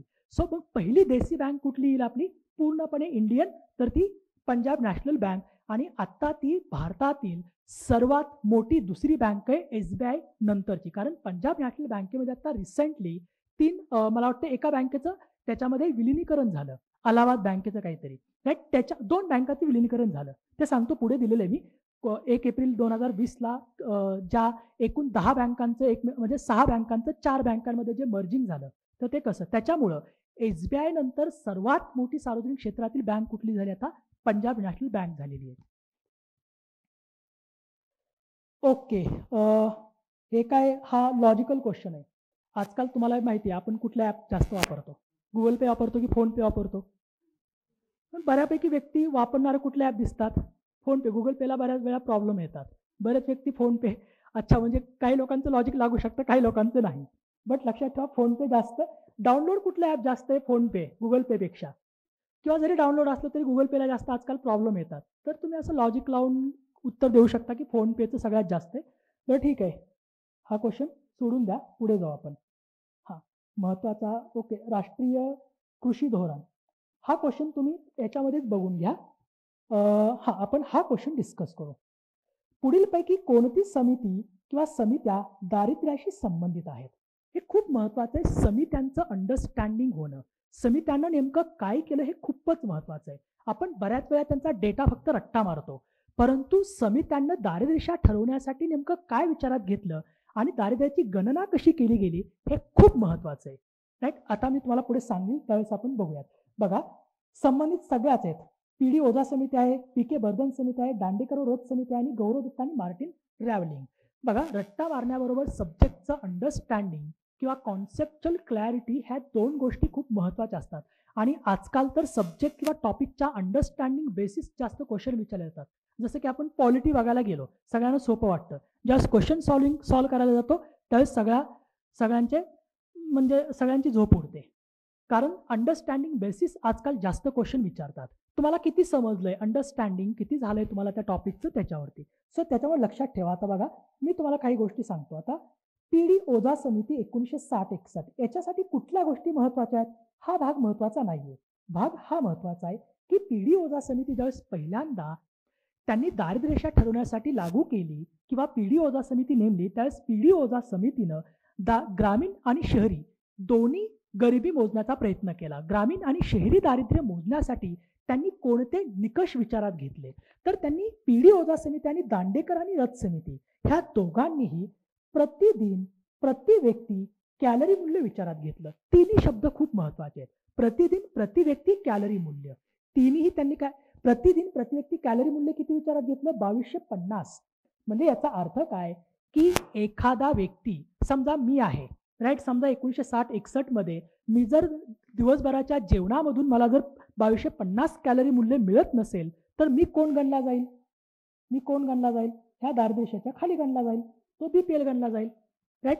ज्याचं कॅलरी मूल्य हे 2250 पेक्षा जास्त आहे तो काय ठरवला जाईल, APL ठरवला जाईल, अबोव पॉवर्टी लाईन ठरवला जाईल, राईट. आणि प्लस प्रति व्यक्ती दरडोई मासिक उपभोग खर्चाची पातळी विचारात घेतली. म्हणजे एक व्यक्ती, ग्रामीण भागातला व्यक्ती जर महिन्याला स्वतःच्या उपभोगावरती 8 ते 18 रुपये खर्च करू शकत असेल, 8 ते 11 रुपये किंवा त्यापेक्षा जास्त खर्च करू शकत असेल, तर तो APL असेल, म्हणजे दारिद्र्य रेषेच्या वरी असेल. अन्यथा तो कुठं असेल, BPL मध्ये गणला जाईल. शहरी भागामध्ये ते 15 ते 18 रुपये. म्हणजे दरडोई उपभोग, मासिक दरडोई उपभोग खर्चाची पातळी विचारात घेतली आणि प्रति व्यक्ती प्रतिदिन कॅलरी मूल्य विचारात घेतलं. हे शब्द खूपच महत्त्वाचे. दांडेकर आणि रथ समितीने पण तेच केलं, सेम, राईट. फक्त त्यांनी खर्चाची पातळी इथं वाढवलेली आहे, बाकी काहीच नाही. तुम्ही कम्पेअर केलं तर तेच आहे. म्हणजे तुम्हाला उद्या असाही क्वेश्चन विचारला जाऊ शकतो की खालीलपैकी कोणत्या समितीने कॅलरी मूल्य विचारात घेतलं. जसे की तेंडुलकर सगळ्यात महत्त्वाची समिती आहे, तिने कॅलरी मूल्य विचारात घेतले का, बिलकुल नाही. त्यांनी सांगितलं की कॅलरी मूल्यापासून दूर राहा, कारण कॅलरी मूल्य जर विचारात घेतलं तर दारिद्र्य रेषा जास्त आढळते. आणि मला सांगा, आता समजा हा व्यक्ती आहे, राईट, बॉडीने एकदम चांगला आहे, म्हणजे आता तो श्रीमंत आहे, पण तो काय करतो, बॉडी चांगली ठेवण्यासाठी कॅलरी मूल्य कमी घेतो. मग आता तो गरीब झाला का? नाही ना. मग ते तेंडुलकरनी त्यांना सांगितलं की बाबा कॅलरी मूल्यावरून तुम्ही कुणाचं दारिद्र्य आहे की तो गरीब आहे की श्रीमंत आहे हे नाही तुम्ही ठरवू शकत. सो त्याच्यामुळे रंगराजन समितीने पुढे विचारात घेतलं. पण तेंडुलकर म्हटले की नका, कॅलरी मूल्य विचारात घेऊ नका, फक्त काय करा तुम्ही बाकी दरडोई उपभोग खर्चाची पातळी विचारात घ्या. सो नंतर BS मिनास 1969ला ते यांनी काय केलं, यांनी वार्षिक दरडोई उपभोग खर्चाची पातळी विचारात घेतली. प्रति व्यक्ती प्रतिवर्ष दरडोई उपभोग खर्चाची पातळी विचारात घेतली आणि यांनी फक्त ग्रामीण दारिद्र्य मोजलेलं आहे. PK बर्धन यांनी मासिक दरडोई उपभोग खर्चाची पातळी विचारात घेतली प्रति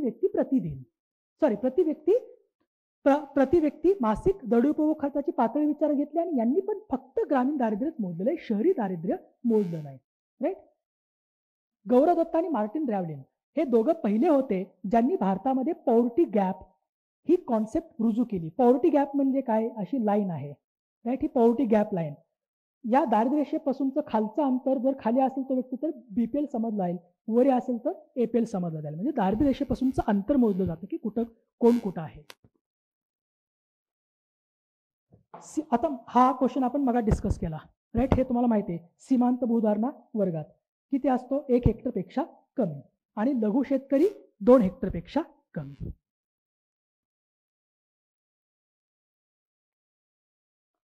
भारतातील बेरोजगारी संदर्भात अचूक विधानांची ओळख करा. ओके, अचूक विधान आपल्याला विचारलेलं आहे. किती वाजले तर ठीक आहे, साधारणतः 30च क्वेश्चन आपले डिस्कस झाले, कारण पुढे आणखी टेस्ट आहे. तर मला वाटतं की बाकीचं जे एक्सप्लेनेशन आहे तुम्ही हे PDF पण घ्या किंवा तुम्हाला हे व्हिडिओ मार्फत पण नंतर तुम्हाला व्हिडिओ लेक्चर मार्फतून तुम्हाला मिळून जाईल. बट होप यू की तुम्हाला आत्तापर्यंत ज्या काही गोष्टी सांगितल्या त्या व्यवस्थित समजल्या असतील. हां, बघ एक क्वेश्चन आपण डिस्कस करू की डेटा ॲनालिसिस कसं करायचं. जस्ट 2 मिनिट आहे. हा क्वेश्चन घ्या, क्वेश्चन नंबर 33. 2011च्या लोकसंख्या घनतेमध्ये केंद्रशासित प्रदेशांचा योग्य उतरता क्रम लावायचा आहे. राईट, हा उतरता क्रम तर तुम्हाला लावता येतोच. याच्यामध्ये कसं लक्षात ठेवायचं, DCPचा दिवा लाल, DCPचा दिवा लालच असतो ना, डेप्युटी कमिशनर ऑफ पोलीस त्याच्या गाडीचा दिवा लाल असतो. DCPचा दिवा लाल म्हणजे कोड लक्षात ठेवा, DCPचा दिवा लाल. डी म्हणजे इथं काय विचारले, सगळे आपल्याला केंद्रशासित प्रदेश विचारले. आता तुम्हाला इथे लक्षात काय ठेवायचं आहे की कोणते असे 2च राज्य आहेत ज्या 2 राज्यांची लोकसंख्या घनता ही प्रति चौरस किलोमीटर 1000 पेक्षा जास्त आहे. कोणते 2 राज्य आहेत ते, बिहार आणि पश्चिम बंगाल हे 2च राज्य आहेत की ज्यांची लोकसंख्या घनता ही 1000 पेक्षा जास्त आहे. 2च राज्य आहेत. तुम्हाला तिसरी गोष्ट लक्षात ठेवायची आहे की भारतामध्ये 3 राज्य असे आहेत की ज्यांची लोकसंख्या घनता ही 100 पेक्षा कमी आहे आणि एक केंद्रशासित प्रदेश असा आहे की ज्याची लोकसंख्या घनता ही 100 पेक्षा कमी आहे.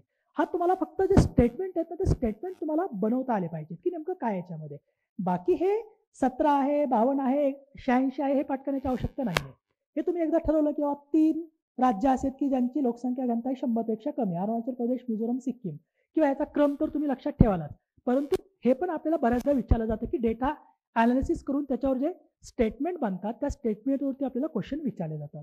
सो तर अभ्यास करताना फक्त या दृष्टिकोनातून कॉन्सेप्च्युअल क्लॅरिटी ठेवा, चांगली अंडरस्टँडिंग, प्रत्येक कॉन्सेप्टचं अंडरस्टँडिंग करून घ्या आणि जास्तीत जास्त विचार करा. जेवढा जास्त as you think you become म्हणतो ना आपण, ॲज यू थिंक म्हणजे आपण जसा विचार करतो तसे आपण बनतो. दॅट अभ्यास करताना जर तुमच्या मनामध्ये दुसराच विचार चालू आहे तर अभ्यासाचा आउटपुट तुम्हाला पुढे काय मिळणार आहे का, नाही आहे. बुद्धाने सांगितलं as you think you become, universal law of attraction. आपण जसा तुम्ही पॉझिटिव्ह विचार करत असाल तर पॉझिटिव्हच तुम्हाला आउटपुट मिळणार आहे. तुम्ही जर सतत निगेटिव्ह विचार केला तर तुम्हाला सतत निगेटिव्ह विचार म्हणजे आउटपुट मिळणार आहे. त्याच्यामुळे लक्षात ठेवा की as you think you become, जसे विचार करता तसे बनता. सो नेहमी पॉझिटिव्ह विचार करा, स्टे पॉझिटिव्ह, स्टे ऑप्टिमिस्टिक. काय 40चा question, just minute.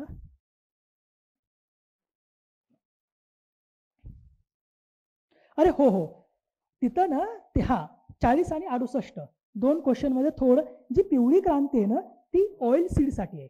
Oil seeds आपण काय म्हणतो त्याला, तेलबियांची क्रांती. हे दुधाच्या उत्पादनासाठी कोणती क्रांती आहे, श्वेत क्रांती किंवा पांढरी क्रांती त्याला म्हणतात. राईट. याच्यामध्ये मी लिस्ट दिलेली आहे, ह्याच्यामध्ये नाही, दुसऱ्या एका ह्याच्यामध्ये लिस्ट इन्क्लूड केलेली आहे, ती तुम्हाला मिळून जाईल. आणि IDBIची स्थापना 68 नंबर का 67 नंबर एक क्वेश्चन आहे. तिथं IDBIची स्थापना जी आहे ती 1964ला झाली. इंडस्ट्रियल डेव्हलपमेंट बँक नव्हती त्यावेळेस बरं का ती. ज्यावेळेस पहिला राऊंड सुरू झाला 1993ला खाजगी बँकांचा नियम नरसिम्हन यांच्या समितीच्या शिफारसीनुसार की जास्तीत जास्त बँकांना खाजगी बँकांना परवानगी द्या, त्यावेळेस मग IDBIने तिथं अर्ज दाखल केला होता, ICICI आणि IDBI. तर मग त्यावेळेस कुठं जाऊन त्यांचं काय झालेलं आहे, पुढे त्या बँकिंगमध्ये कन्व्हर्जन झालेलं आहे. बघा पुढे मी दिलेलं आहे की विकास वित्तीय संस्था कोणकोणत्या आहेत. कारण आता ज्या आधीच्या 4 विकास वित्तीय संस्था तुम्हाला ज्या विचारल्यात ना, त्या आता विकास वित्तीय संस्था राहिलेल्या नाही आहेत. तर त्या कोणकोणत्या, आता नवीन विकास वित्तीय संस्था कोणत्या आहेत भारतातल्या सध्याच्या? 4 किती 67 नंबर क्वेश्चन आहे ना.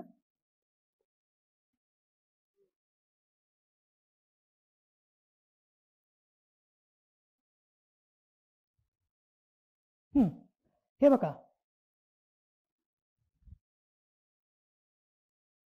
ह्या विकास वित्तीय संस्था आहेत ना, हे आता IFCI जे आहे तिचं नॉन बँकिंग फायनान्शियल कॉर्पोरेशनमध्ये कन्व्हर्जन झालंय. 2017-18च्या अर्थसंकल्पामध्ये तिला नॉन बँकिंग फायनान्शियल कॉर्पोरेशनचा दर्जा दिलाय, जी की जुलै 1948ला स्थापन झाली होती.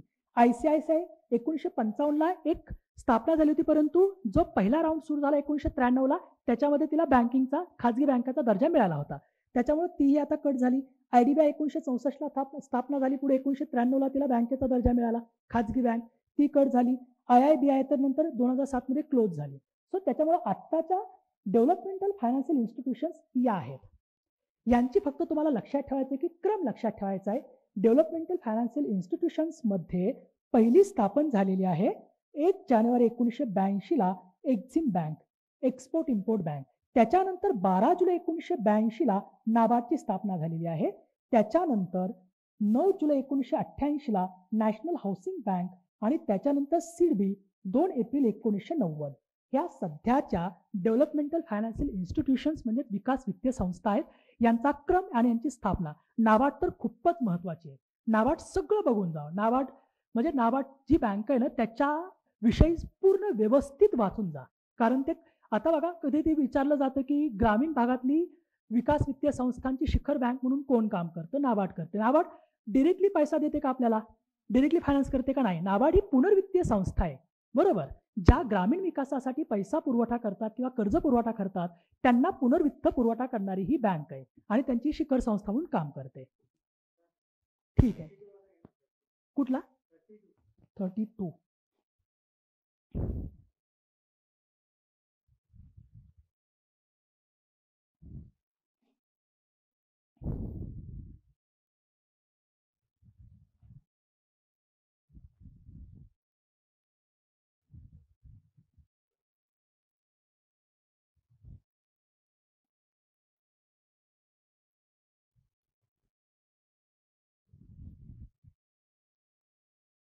अच्छा 32. अच्छा, हे balance of trade BOT. Okay. काय विचारले? अयोग्य विधान. देशाच्या दृश्य व्यापारातील आयात निर्यातीची पद्धतशीर नोंदणी म्हणजे व्यापार तोल. BOT बॅलन्स ऑफ ट्रेड काय असतो? BOT म्हणजे एक्सपोर्ट मायनस इम्पोर्ट.